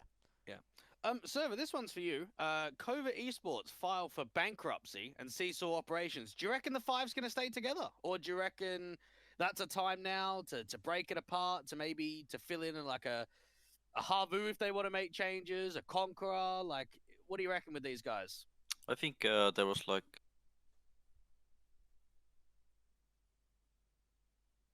Have I lost him? Hello. Hello? Can you hear me Hello. now? Yeah. There we go. Now Yeah. it's I thought it was me. I thought I lagged out. Yeah, We're back. We got you. Okay, good. I think it was Irax and ZKS who said like in their tweet loggers that they won't be playing anymore together and that they are open for new offers. And I think it was Uli also, like they won't be playing like as a 5 anymore. So that's Okay. about it. But it's of course sad to see or like hear Yeah. that a Finnish like esports organization is going bankrupt. But I think that's just life, and sometimes things happen, and there's nothing we can do anymore. Yeah. Rip the 100 Thieves logo as well. That is Yeah. a shame. I think Uli though, like out of all the times I've casted, like whenever I've casted Cova in the past, it's always like very tactical, like very by the book, but just lacking like some of those star players that can make a change. And I feel like Uli was always one of their better players. So maybe I'd like to see him go international, Ryan. Like get a chance of playing at a higher level, playing like one of those enterprise teams or something like that. I would say, like, I think Cova as a whole, like that team have got there's some players in this roster that have opportunities to go elsewhere, right? I think there's like definite talks. Maybe there's going to be a bit of a Finnish reshuffle. I mean, not that I've kept my eye on too much, but you know, maybe there's talks there that maybe there's going to be new players, new slots, whatever. But on a European level, I think these guys are very capable as well. I think Uli's a decent example. I think Smile as well, right? I think he's played obviously for Havu beforehand. He played for Conquer. There's opportunities that these guys look on a more European level, whether you know that's instant or it takes a little bit of time. Who knows, man? Who knows? But it is a shame to see Cova go, because I think back to when I started my career in casting, like 2 years ago. They were around playing all the 9 to 5s and stuff like that. Like they were involved. They were getting stuck in. So it's a shame that obviously it's one of the names that have been kept in for so long that's finally going. Yeah. We'll see if those players get some home soon. Get on some teams. We hope. QnA making changes. Oh, Ryan. mate, this is crazy. This change. So HS out of there, Kingdom as well. So just to give a bit of an idea of landscape, QnA qualified to conference with a full German team, reshuffled the entire team at conference for an international lineup. Now they're gone. Speedy's coming through, who was playing on Sprout. You've got Thomas, and then Lord, who used to coach all the Polish teams, and of course like VP back in the day. So.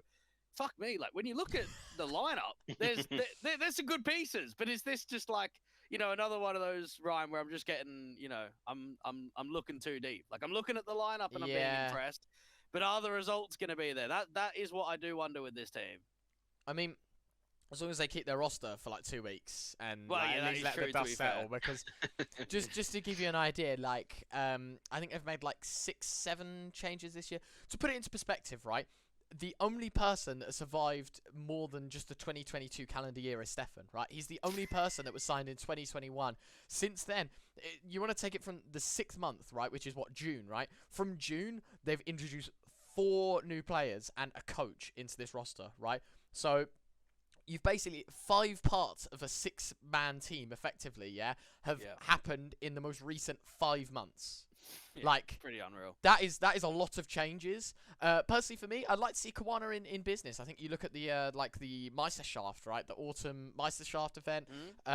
You've obviously got Sprout in the mixer. They can't use their full 5 because obviously they've got Loen X. He's not German, so they have to bring in Patrick and Red. I think that's the Sprout lineup they're using right now. Obviously, you've got the No Limit guys, Big Academy in the mix, alternate attacks. Like, in the middle of the pack, there was a lot to talk about. Unfortunately, QnA in the play-ins didn't do so well. They're now obviously in the main group. They're top of the group. Starting to see maybe there is chances. But again, I think picking up Thomas was so, like, mate, it was never even on the radar in the first place. Like, I don't know. I don't know how that came about. It is crazy. But I'm happy for him. Yeah, Thomas deserves it. Yeah, no, like, it's just something you don't, like, not Flame, you don't expect it, right? But fair play. I want to see Thomas as much as possible get back to playing, but it is like wow, what the fuck moment, you know? Yeah. But it's good to see. It's good to see. Yeah. Other news with some of the teams at the RMR, Monty keep making changes, right? I don't think there's too many surprises there. Boris, like, their best player is gone. How did he get benched? Out of all of them, surely you're the one that's holding on to Boris and Waro and Red Star and building around that core 3 and then trying to get some pieces elsewhere. But Boris is the one that got benched. Red Star's now not playing with them. I don't know what's happening. Poor Monty as an org, by the way. Like, their first stint in Counter-Strike, and they did really well in picking up free agents, didn't have to pay much money. Then they get Boros, they buy him out of Endpoint, because obviously he was still on the bench at Endpoint, had to buy him out of Endpoint. Maybe it was, you know, a fairly cheap deal. I don't know what the go is there. But now he's like spent 2 minutes in the roster, didn't even play with them for the major, right? He's just like, I'm done.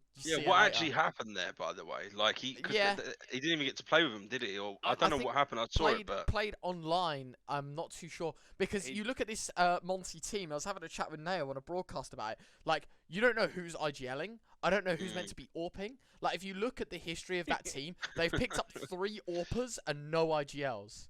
Like, that Monty team was shambolic in terms of the names they pick up. Unfortunately, they lose a rifler. Do they pick up another AWPer? I don't know. We'll see, you know?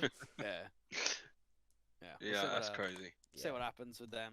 In the Danish scene, Kier got benched on Tricked. He'd been a part of that team for a very long time. Since I was born, mate. Yeah. And they got Nodius, who, of course, Ryan, we've got a little article. Are we able to bring that up? About the Titans? Are we? Yeah, with the Titan situation, I think. I don't. Collectively, we're gonna let this one absolutely rip. By the way, so prepare your ears for this one. So obviously we know Titans as an org. They picked up MSL's super team that wasn't very super, pretty shit. May I say? This is where it gets interesting. We'll bring it up, everyone at home, to see. I've just realised. Let me switch this around, mate.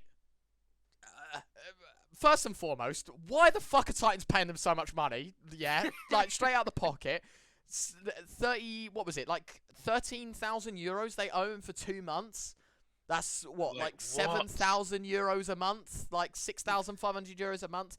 For Nodios, no offense to him, 6.5k a month. Yes, please get me on that roster. Now Titans are like, yeah, fuck that. I'm not even paying him. Like, you fuck you. Like, what's happening, Josh? What is happening? Yeah, I don't know. This whole project, from even the start before Titans, when they were Gorillas, when they had JW, it was embarrassing. Flusher, and it was, man. Like, I think from when they started Gorillas to when they got signed by Titans, which was about 15 months, they made 1,500 in prize pool in 15 months. Yeah. So a lot of early exits, a lot of poor performances. The money, even with the previous iteration, was sending money into this project. Like, this may be the biggest bankroll of a team that I have seen in years, Ryan, that has just done absolutely nothing. Like, they have pushed so much money into it. And now Nodius finds out that he's missing his, like, $6,500 a month, that he's just not being paid. everyone on the lineup's been kicked. Titans don't even have a single player now. MSL was the last player. He then got benched. So you've got no players on a team. It's embarrassing. But yet the organization owes quite a bit of money. So yeah, Mate, I don't know. Is that 6.5k sterling? Euros a month. Euros. Okay. That's it's basically 1-to-1 at this point as well, I think. So it's like it is basically like Roughly. $6,000 a month, like GBP. That's crazy. So To- for to me play- personally, Yeah. they played like 12 HLTV games, absolutely bottle jobbed it. Yeah, I think back to the Gamers X Champions event, right? They lost to like some fucking nobodies, right? I think they lost to or they weren't nobodies. They actually had a really good event. The Estonian team, SC. SC, yeah. At the time, SC, it was like Fates' team, right? Mate, the fact that Nodios is on 6.5k a month. Imagine the money that MSL and Oscar and Sunny and Supra on. Mate, this team must have been pumping 30, 40 grand a month into this roster, and they fucking suck. Like, I don't know. awful investment. I feel bad for Titans as an org. Pay your players. You know, that's the most important thing I'm taking from this. But the fact that you're paying like 20, 30 grand a month for this team as a whole in euros, for them to do as shit as they did, mate, whoever has put the money into Titans, mate, what a terrible decision. What a terrible decision. I don't know, man. It's just more more fuel to the fire, I think, with this entire team. And I'm happy Nodius has actually got a home at Trick now, because they're at least a stable team. Yeah, I will give it to him. He deserves it. They're not a high-end tier 2 team, but they also don't suck. Like, they always hang about. Like, they put in some decent performances. You got Lucky back in the team, so I think there'll be a lot more stability on Tricked with him now than whatever he was finding before. One thing, S1rva, Movistar Riders, they were like, pressing tier 2 into tier 1. Man, it seems like everything's just fallen apart from them. They lose some players to Ents, which I'm sure he'll be very happy about. But the team overall, they've now lost an AWPer. You lose Defs, and you get Sasul from Partizan with their new AWPer as well. So what do you think about Movistar Riders at the moment? That's a good question. I don't really have an opinion. Like before, like with some players, I always thought like even before they had like the Dream Brown on the DreamHack Valencia, or was it? But yeah, like even before that, I thought that they can always like win any team basically if they have just a good day. Like all the players are good. I like them a lot. But like at the moment, I don't know like what's going on in there. Like there is just so many things happening. Like I don't even know if they know what they're doing. But I at least hope for them to get back to the form that they were with some players. But I think it's gonna take some time. Yeah, it might be a rough 6 months for them, Ryan, until they start getting success again. I don't know if you saw the tweet from the CEO of Partizan, but he put a tweet out basically saying that we've sold one of our players to a top 30 team, like before the announcement had even come through. And it was like, do you know how obvious this is? Like, I'm looking at every player on your team. I'm looking at Movistar Riders struggling, and you've just put a tweet out before it's even public information that we've sold a player to a top 30 team. What's going on there? So, yeah. Wild stuff from the CEO. Bring him all the time, because there's a different way of doing it for sure. I don't think in my time of esports I've ever seen an owner saying before the announcement we've sold a player. Like I don't know. Fair play. So yeah, one of the things as well, obviously being at MistGames, which is in the Apex headquarters, got to saw a little bit of Bentet playing in the boot camp facilities, because they've benched Shocks, and while they say they're trialing Bentet, I think that they've also made it like public information that they're trialing a few players to try and get like a bit of a feel on where they want to be. But for Bentet, I mean, the easier his chances are of staying in Europe, I think the better it is for his career. Because being out in Tyloo and being out in Asia is probably not where you want to be. Nah. So anytime you can get onto like a decent org, like one that's got good resources, like an Apex, if he can slot himself in, that would be great. But I don't know, like Ryan, like we look at Apex, and I know that they were having some troubles with the rosters, but like they pulled out in the upper bracket of ESA Advanced. Like, who does that? Like, I know that you're struggling and maybe practice isn't going ideal, but who pulls out of an event when you're in the upper bracket? It's stupid to me. Because of that as well, they have to play advanced, right? So now, with this new roster, whoever they decide to take, they have to then do the whole event again. You know, they have to play it in advanced again before they get to Challenger League, before they get the shot at conference. It was stupid to me. Really, really stupid to me that they didn't do that. At the same time, I think for them, I think a more recent, like, controversy that kind of goes along the same lines as the whole, like, device at Elisa thing, you know, maybe is just about, like, trying to find the perfect time to play with this team, because we know Apex as a team could be, like, hot, it's very hot and cold, that team, right? Like, didn't make the RMRs, didn't do so well in those qualifiers, had a few chances, kind of fluffed them up a little bit. So, I don't know. I think it's very obvious that they needed a change. To see Shox go is a massive loss in firepower. But I will agree. You know what? It makes sense that they back out and they spend as much time practicing and trying to find the right piece. So when they go back, you know, it isn't like a little bit shaky. They've put the time in. They're ready, and they're going to play the events when they have a 5 that they feel comfy with. So I kind of get it. Yeah. But why do you look at Apex as ever being threatening? Like, I look at this team, and while there's a lot of good pieces, they don't strike me as one of those tier 2 demons. You know, some of those teams that can win events, some of those teams that can stay in the top 30. What are your thoughts on them? No, I'm with you. I think every time I've seen that roster, like, I've always found it weird, and that's not Flame. Like, I just don't see the connection of the roster. Like, when you look at some teams, you can see why.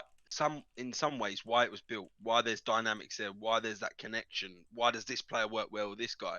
Every time I look at them on paper, and again, it's a bad judgment, of course, but it just never seems right to me. Like, I think they should be doing a lot better with the players they have, that's for sure. Again, you talk about the dropout of advance and stuff like that. Like, it makes no sense to me whatsoever. But again, can't comment on that. I think they should be doing a lot better, and I don't know. I can't see them ever being a massive threat. And I don't mean that to be offensive or, like, you know, to flame them, but I just can't ever see them being a massive threat. I hope they prove me wrong, but yeah, I'm with you on that one. Endpoint, Ryan, they've made changes. They signed Heavy God. He'd been standing in for a little while. Yeah. They part ways with Kirby. I mean, I think a lot of people saw that coming. He wasn't with them for almost a month and a bit. But, you know, another Israeli player, another one of these FPL players, it seems like that's the direction of Endpoint. The idea of you pick up these free agents, these sort of known FPL players, give them an opportunity. And I feel like they're a team that have got enough structure behind them with Max and Surreal that you can keep making that happen. The problem I look at it, though, is how far is that going to go? Like, yeah, you pick up a Flames and you sell them on. You bring up a Mezzi, you sell them on. Like, it will work to sell players, to make it financially beneficial. But can we realistically sit here and say Endpoint will ever be a top 30 team? That they'll ever be able to consistently be at the high end of tier 2? Because they keep bringing players in and just selling them off. They're never keeping that 5. So I think I like this move, but again, it feels like it's a bit of a step back. You know, you get a new player. Maybe it takes a few months to bring him into the roster, get him to like April next year, and then, okay, see how it goes. Do we need another change? Do we need to bring some new fresh blood in? Because that does seem to be the dynamic for Endpoint. Personally, for me, it's kind of like, as you said, you're never gonna reach the heights as an organization that maybe you enter Counter-Strike to go. You know, like if you're in Counter-Strike to not win events, to not win a trophy, that's not, for me personally, that's not how you should see yourself as an organization. You should be investing in a Counter-Strike team to bring them up, to be the best, to be the world's best. That's what you want. You want to be number 1. Yeah, there's no denying that. And for me, Endpoint, they definitely have had their chances. I think the Flamesy example is a really good one, where this team actually, you know, goes and makes Pro League, wow, unbelievable stuff. You sell Flamesy on. You bring in Mezzi. You sell Mezzi on. Nertz is probably going to be the next player that you bring up and sell on. Heavy God, obviously, that next opportunity as well. Me, personally, I'm not buying into Heavy God as much as I did the previous players. I think for me, it's going to take time for him to settle in. I do hope he's going to shut me up real quick, though, because I don't think he's had the best of appearances in Endpoint as of yet. But again, for me, this is not like I think I remember back when they signed like contracts saying they get percentages of when players are sold, right? Like the the legend players. like the whatever that was. So Legacy or whatever it is. Legacy, yes, there you are. So obviously there's been thought into Endpoint are bringing up players and selling them on, and maybe that's like the approach they wanted to take is to build up talent. For me personally, though, this is a massive waste of opportunity for the other players on the team. Is like you've made Pro League twice now. You've proved that it wasn't just flamesy. You've proved that your calling was good. You've proved that you've got the right pieces. It just, for me, I don't know. You bring in Heavy God. The ambition just looks to be that you're going to sell him on. As you said, we're never going to see Endpoint solidly in the top 30. I like to comment as well because I worked behind the scenes with Endpoint for a while, and they were good to me even before in the academy. Again, I love them, but I wouldn't have a biased opinion. But I think from a business standpoint, in some cases they have to do it to fluctuate. Like you know how hard it is to get investment these days. But I'll be truthful, I don't think that is their plan. I think Ads and Pete have got a really good mindset that they do for the best interest of the team. And you got to think about it this way: like, how frustrating must it be for the core three, whether it was Max, Surreal, Crucial, or whether it's Max, now Surreal because Crucial's gone? How demotivating it must be to build up and do all this work to win ESL Premiership, to make Pro League again, or to do well in external tournaments, to then having a player sold. I don't think Pete and Ads are doing that purposely to say, right, we just want to sell players and make money. I think Pete and Ads will do anything they could to actually have a winning team and consistent top 30. The problem is, when the offer's on the table and it's far better than reinvesting and not needing the money, but it's an offer you can't refuse, especially when the players' aspirations is to go that one step further. You look at Flames, OG, you look at Mezzi, Fnatic. Them players don't want to stay once that offer comes on the table. That's just a natural ambition for players. So I think it's a bit of 50-50 between Endpoint and obviously the player, hand in hand. They do anything they can for the best of the player and the best of the team.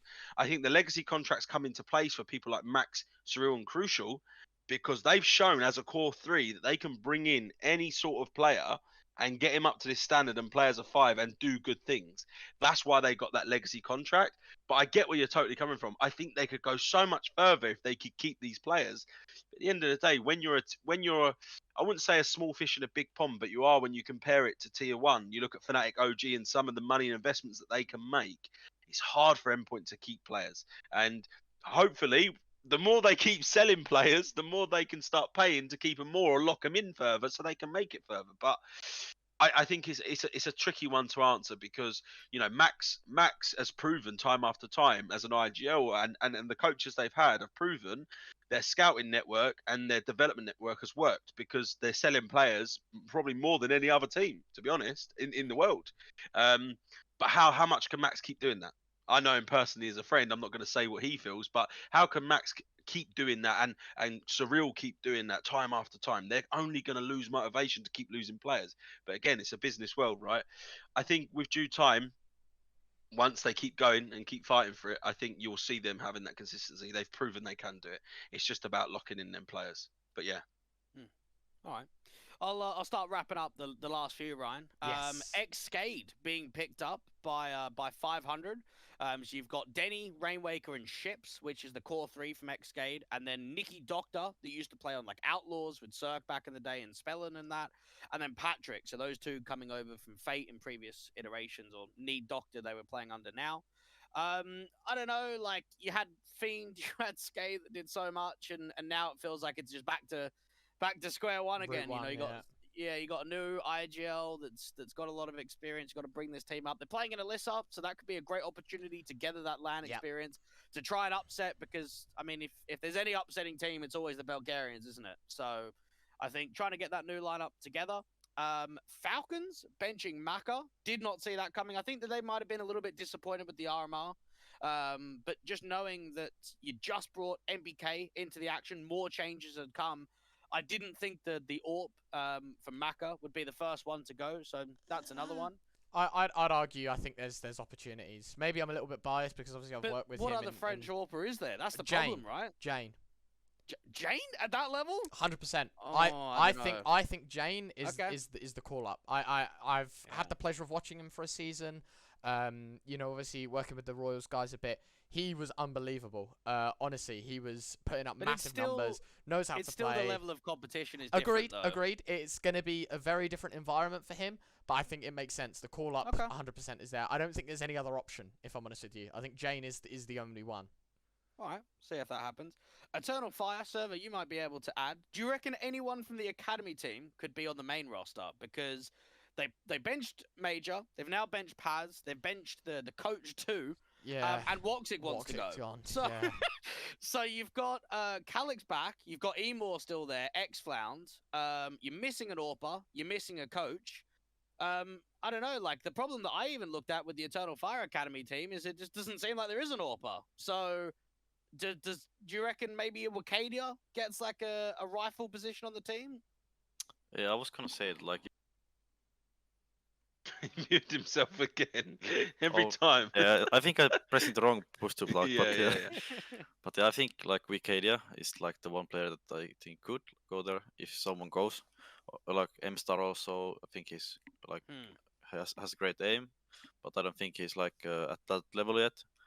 But yeah, Wikidia isn't till like quite young also, maybe 16, 15 or something. Like he has a lot of years ahead, so he could be like a potential pickup for them. But if they need an AWP, I'm not like that sure what they're Yeah, gonna do. I don't know. I really don't. I mean, Ryan, you do feel for Major and Paz. You know, you're probably playing Valorant. You're not really enjoying it, and then the offer comes, mate. Come back. Like, we want you. Come back. We're gonna build the dream team again. We're gonna get to the RMR. We're gonna do all this stuff.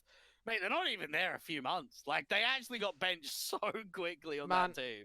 I think this, for me personally, there is not enough talent in Turkey for Eternal Fire to invest in a 5 Turkish team. I don't think it was ever going to work out. And I think if I could date back conversations and go back in time, I think I said it as soon as this Eternal Fire team was made. I was like, I'm not a believer. Like, I'm really short term. Woxic, Xantares, brilliant players, no denying that. But you're never going to find people to fit around the same level and experience as those two. Those two could very easily walk away, get international offers. For the other 3, whoever they are, never going to be that level. Never. And then we had the whole IGL situation. Who the fuck is IGLing on this team? You know, like, what's happening there? It just, honestly, it was shambles from beginning to end. And as much as I love Turkish Counter-Strike, like, I love watching Woxic and Xantares. I love the fans. I love everything about it. Me, personally, I'm not buying into the Turkish scene as enough talent to get 5 Turkish players on the server competing at a top level, which is what Eternal Fire wanted. I think if you had a Turkish core, maybe there's a chance where you pick up some European players and convert it into an English-speaking European/Turkish team. Not buying it one bit, though. Not buying it one bit that this team would do well. You're finally starting to see it crumble. Honestly, I think this is where the org just cuts ties with the Turkish team, look elsewhere. That's that done. I don't think there's a new chapter, honestly. I think everyone's just been switched around way too quick. Just to even have the perspective of outside of CS, you look at eyeballers like the Hellslayers guys, JW and Flusher, they're like CEOs of the company, of the team, and they're part of the starting 5.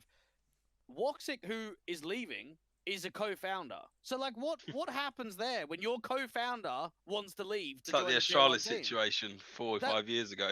Do you know, like, I don't know financially, like, is there percentages in contracts? Is there ownership? Like, all stuff like that has to be in the conversation for these guys, because there aren't many teams like it that have co-founders that are players. I mean, we know that, like, it's like that with Little Mix, isn't it? It's like that with... It happened with Carrigan, like when Carrigan, Astralis, Cajun B, right? Weren't they all owners of or part ownership of the organization when they first started Astralis? I don't know now, but years ago they was when they first started. Yeah, it's I don't know how it works, to be honest. It's a bit of a tricky one. Yeah, I don't know. And then, do you know what could even happen, Ryan? Is like Xantares stays, he tries to build it up, and because they just don't have that edge, Xantares is like, yeah, I'm going to. And then once Xantares goes, I mean, that could be the end. So yeah, I see that happening. We'll see what happens there. Astralis Talent just picked up a new coach, because I think there's been like quite a bit of a change around. You went Castle over to Astralis Talent from Masonic. He then went to the main roster at the moment. So they brought in Fagden, who used to coach AGF.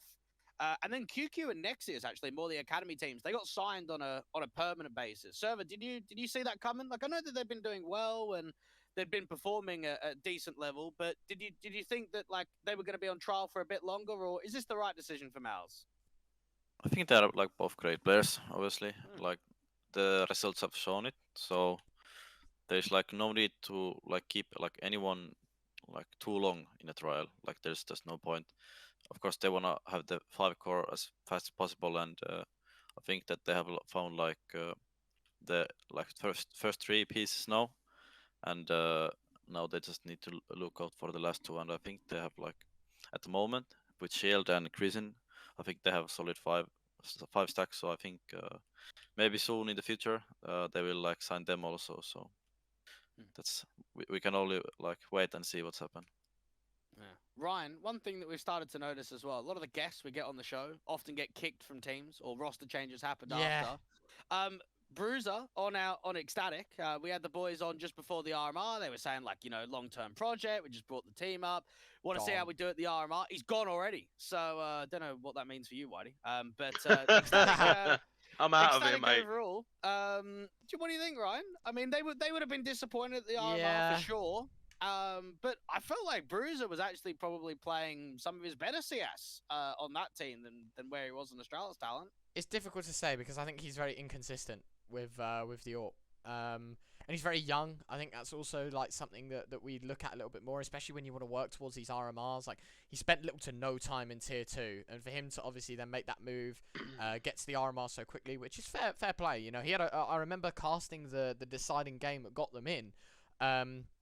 He did a brilliant job on the AWP. I remember on Dust 2, he was just killing everyone. Like he couldn't miss a shot. But again, like we've seen times where he's in the negative, in the red, and it's been pretty difficult in the office. So I don't know. For me personally, I kind of see it happening, but at the same time, it feels like the boot camp that you had before, the RMR experience, like it means nothing, especially when you remove such an important role of the AWP. And who do you get in replacement for them, right? Like who's the next call now for Ecstatic? Like who do you get? I don't think there's many options. All right. Well, that's all the roster changes. QnA, mate. Yeah, let's dive in. Straight Have we got in. any Twitch chat? Yeah. questions So that have been if coming you're in the Twitch chat right now, you can drop a few. I think we'll start gathering them up. We'll ask the ones that we usually ask by default, and then we'll get into the swing of things if anyone gets in. I guess our first question to you, and it's a double barrel maybe for both of you to answer as a player and as a coach, obviously. What's it like playing in Tier 2, and what's it like playing in an Academy League? Want to go first or S1rva? Whoever. S1rva, you go first. You go first. Obviously, like before NS Academy, I haven't like playing against teams like in Tier 2. I think the switch up like from playing like almost only like against Finnish teams and some like ESL main or something. I think it's been like so great, like because when you play against like better teams, you can just like learn so much quicker, and you start like understanding like different aspects of the game. And yeah, like that. And then like in the Academy League, I think it's like a good environment to play in, like for an academy team, like young guys, because there are like other players and teams like in similar situations, like young guys all. So there's like usually the pressure and stuff are like quite the same for everyone. So there isn't that many like all teams, or actually like not all like all teams. So there is that, and I think the teams are quite at the same level. Like if you don't if you compare like top teams, I think you can put almost like anyone in there. And like before Mouse and NXT, like they were winning every tournament in there, but now you can pick like out of 8 teams a winner, Yeah.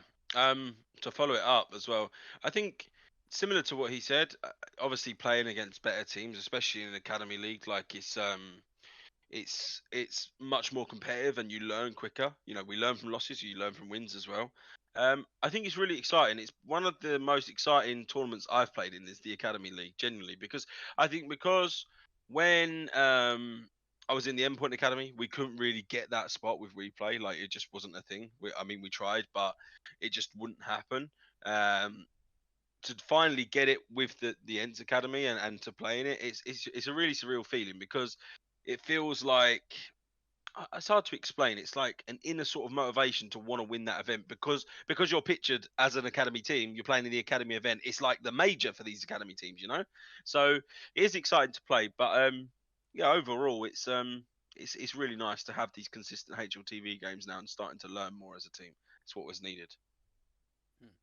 This maybe is a bit more directed to you as well, Whitey, but how did the lineup come together? Because obviously you were signed first, and then all the players came after. I think a few academy teams have done that. I think OG did that when they got Crispy their coach in, and then sort of had the coach first. So were you involved in the selection process, or even tell the viewers how that sort of comes about?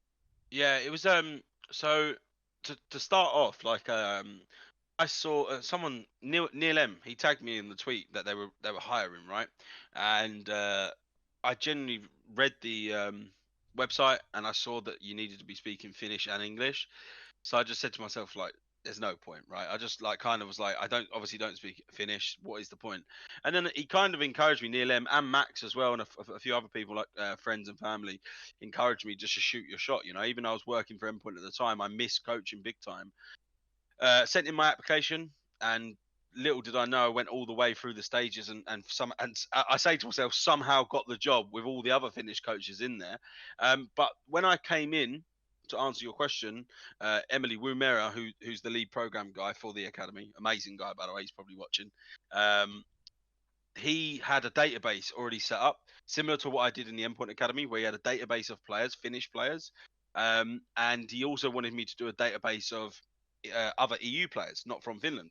So I came in, I went through the database. I didn't have a clue about the Finnish scene, and I just started reviewing players, you know, from different teams, players that weren't in teams, you know, some of their top ranking statistical players in Faceit, ESEA, like the whole shebang, going through HLTV as well. And basically just kept working on this database. I think it was for like 2 months we did it, me and him, and he already had half of it done.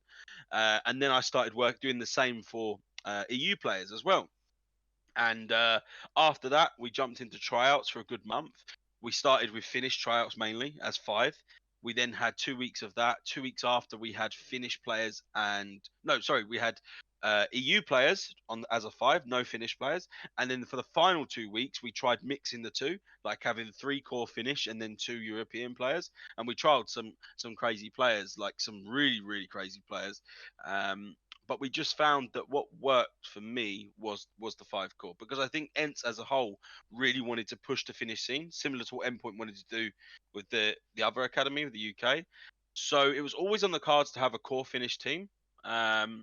But yeah, that's how it went. Long story short, that's how it went. It was a lot of work, and do you know what? The more I every day watched demos, watched games, and studied about players, looking through their Faceits, ESEA, and even some of their HLTV games, I learned how good the scene actually is. You know, the more you dive deep into it, you see how much talent there actually is. But again, the more I learned about it, and the more I'd got advice from peers, I've learned so much about their scene and their culture, very similar to the UK with mentalities and stuff like that. But yeah, it was a long time, but a lot of work. But you know, I got my 5 boys, so it's paid in my favour. Nice. Happy with that, Ryan? Yeah. Yes. Do you want to kick us off with another? Yeah, I guess we've kind of the kind of answered the question right already. The one next up. So I'll ask, as a coach and as a player, I'll start with you, S1rva. What's your warm up like heading into a practice day or heading into an official, and does it change between the two? It doesn't like change that much.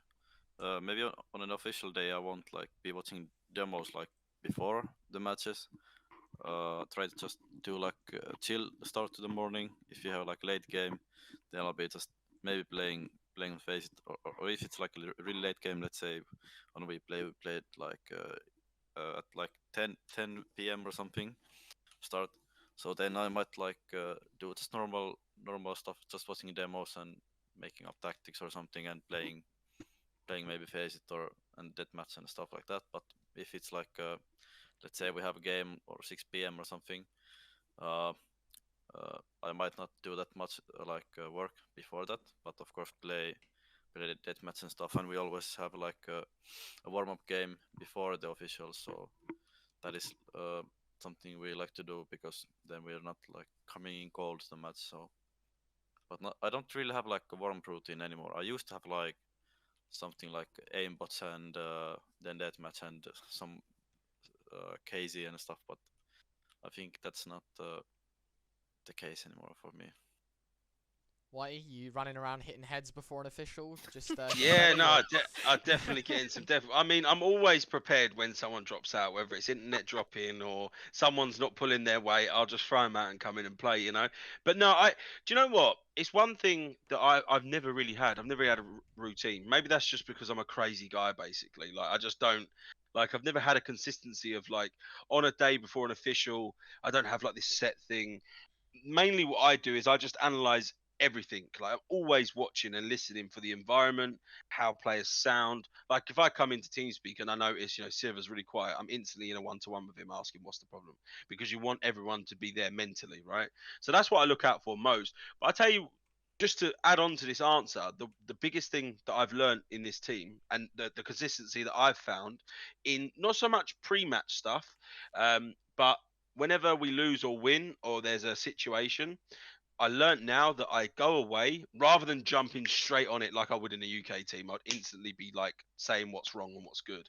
With this team, I go away for 20 minutes, like different environment, fresh air, maybe make a drink, sit down away from the headset so I can't hear them, and I pre-plan how I'm gonna talk and how and like what tone of voice I'm gonna bring with them, because of the language barrier. Like and I want them to fully understand and to fully get the grips of what's actually happened in that scenario.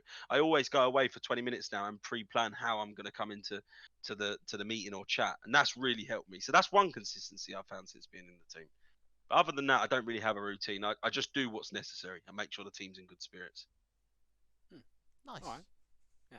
S1rva, who is the best player that you've played with and against? Now we're looking at tier 2 players here. We could talk Me. about Academy League players. We can talk about scrims, practice. Yeah, best that you've played with and the best against. Be careful how you answer this, because I am sat in here, Maybe like if I'm just thinking about like mechanically best player, I've gotta say it's Jussi. Like he has just an insane aim, and he has like so much potential that he can like unlock, but it's just like his full potential is still waiting, but he's getting like better every season, and that's nice to see. Let's say, but like best player, like all around, this is a hard one. Like I could choose like anyone from our team, but I might go with Mulzi because he has most experience like from Enterprise and Conquer and like teams like that, and now in NS Academy. But best player I've played against, this is a tough one. Hey.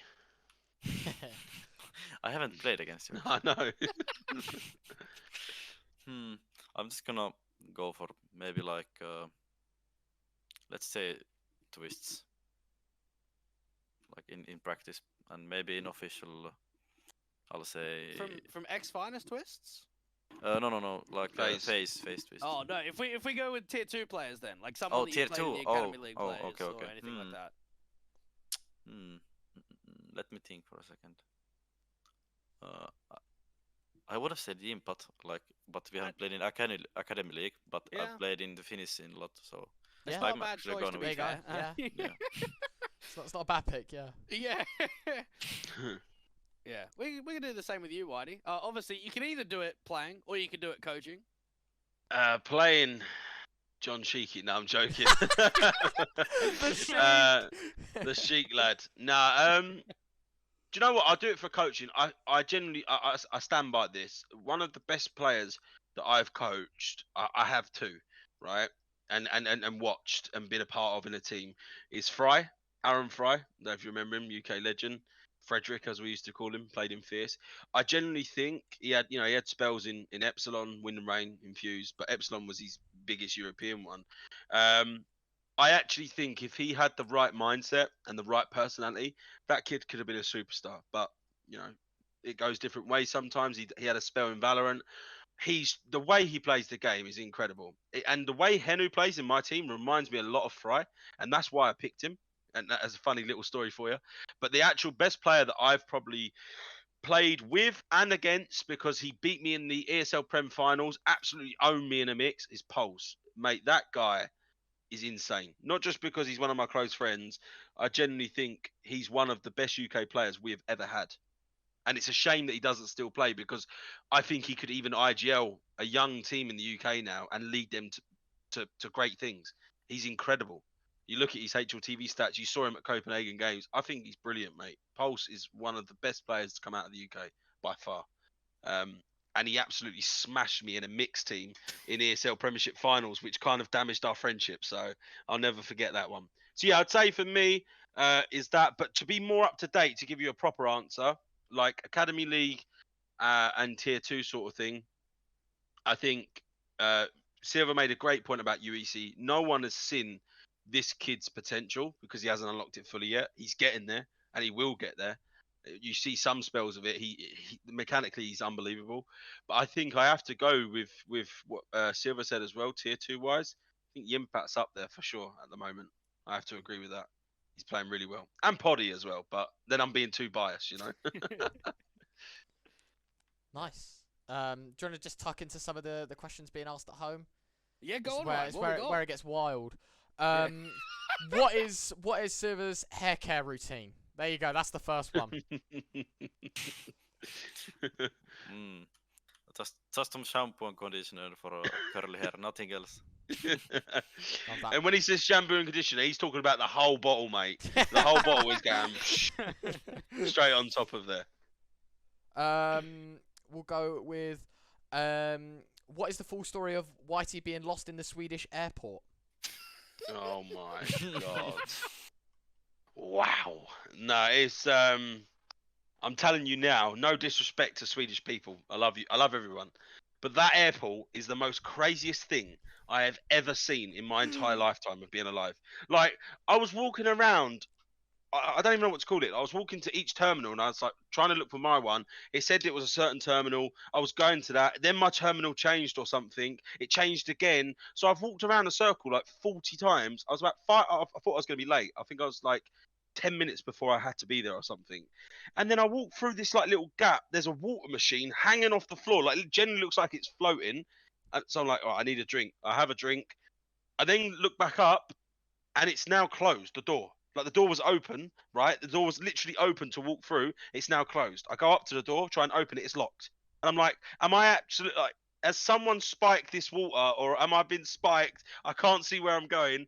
The door's locked. So I've walked back out of that way, walked all the way through the airport. In the end, I had to speak to some Swedish guy and asked him to give me a lift on the back of his buggy because I was like, mate, I'm going to be late. Please help me. He didn't understand my accent. He just said, get on. Like, he probably thought I was an absolute nutcase. But in the end, I somehow got there. But Romero from the ESL Academy League guy, he tweeted like I still wasn't at the boot camp. So everyone thought I was genuinely lost in the airport. It was a clusterfuck. I got there in the end. I don't ever want to go back to that airport, to be honest with you. It was nice, but fuck me, it was like a maze. Fair enough. Is Poddy better than Alu in his prime? I'm not answering that one. Maybe in the future, yeah. Nice. I think if you ask Poddy that, he'd say yes, because he has this Mamba mentality that he talks about. But do you know what? I think Poddy has insane potential. But it's not just going to keep happening. I've told him this, that hard work comes with great, like, you know, all the hard work you put in will come with great success and great stats, but that just won't keep coming naturally to you as a young player. You have to keep putting in that time. Otherwise, it will fade away. So, but I think he has the potential to, for sure. Nice. Any more from you, Josh? No, I'm pretty much. The only thing I would say is what's next for Fans Academy. I know we're getting towards the end of the season now. We're getting towards the end of the year. You've obviously got the qualification now to the MistGames LAN. You got the qualification for the Elisa LAN. Like, what is there steps, Whitey, or onto what progression is for, let's say, the next 6 months? Yeah, I mean, like, we say it all the time on Twitter, and you know, a lot of people, casters, analysts, you know, commentators, they'll always say, a lot of people say, oh, there's more to learn, there's more to learn. It's true, a lot of people do that.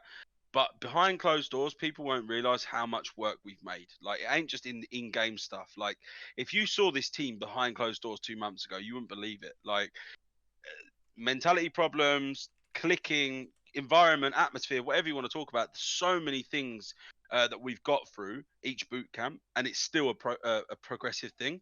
We've got a boot camp now on the 16th, so I'm flying out 16th to the 21st, and of course we've got the LAN finals against Harvard as well, but we're going to have a boot camp just before it. We're going to work on some things there. Our next steps really is to take as many boot camps as we can. Obviously the LAN finals versus Harvu, the LAN whenever it is next year in Norway, to try and get, again, as many officials under our belt as possible. That's the only way we're going to progress as a team. You know, every team can practice 7 days a week, but a practice environment to an official environment is totally different. The best teams in the world always become the best because they play so many games, official-wise, HLTV, in close scenarios and close formats. In practice, it's a totally different story. But yeah, I think the next few steps, boot camp, Harvu in the LAN finals, keep working on our mentality, keep working on our personalities in game and being professional, and just keep pushing out content as well, and just keep playing, basically. Other than that, that's it, really. One final question from the Twitch chat, and I think it's a very nice one to end on for you, Whitey. Watsy asks, I'd love to know how ENTS differs from other orgs Whitey has been involved with. Do you know what? It's a really good question. I've been a part of a few orgs now. You know, to note to some, the most important one that I've been in that really developed me and learned a lot from was obviously Endpoint. But the way ENTS work compared to other organisation is very similar to Endpoint, and that's not me praising Endpoint because I know I love them. I don't want to be biased, but they are very similar. They're very chill, and it's like they're so. When I came into the program, I was so welcomed by them, and like I felt comfortable instantly. I don't know what they did to do that, but the first things that they said to me was like, this is what we want, right? This is the program. This is how we want to do it. This is what we're expecting. This is what we're not expecting. And the one thing they said to me was like, results to us mean nothing at the moment. Like, if we don't go and win the Academy League or come out bottom, it doesn't mean anything. We're here to try and develop the Finnish scene and develop these Finnish players to, for some extent in the next 6 to 12 months, have a player that could potentially play elsewhere in another organisation or potentially play in the main team itself if that was to happen so short. And when some organisations say that, they don't really mean it, but these guys generally meant that.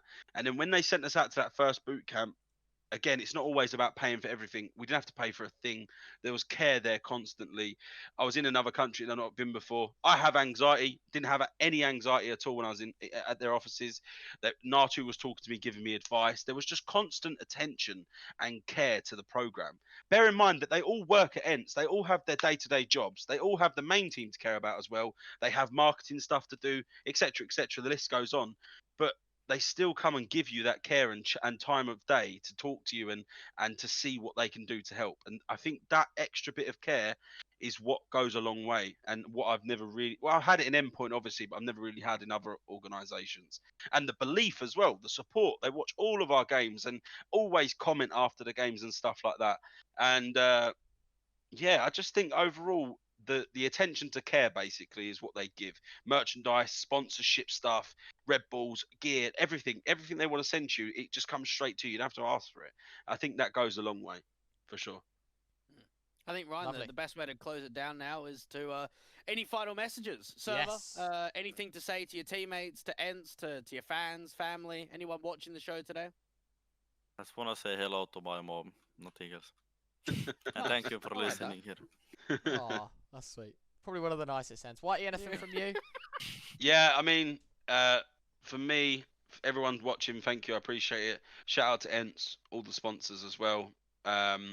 Goes a long way. To you guys having us on, I haven't done one of these interviews and podcasts for a long while. I've enjoyed it a lot. Keep up the good work from you two.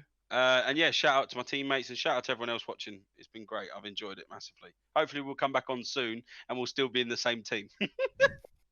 We won't have, but I won't have been kicked out of the door yet, you know. If we do, you won't see me on here with S1rva. You will see me on here with someone else. But yeah, I've enjoyed it, lads. Appreciate it. Thank you very much, gents, for joining us as always. Make sure to drop them a follow out WhiteyCS at S1rva on Twitter. That's us done for today. We'll be back soon with another episode. Until then, have a great afternoon.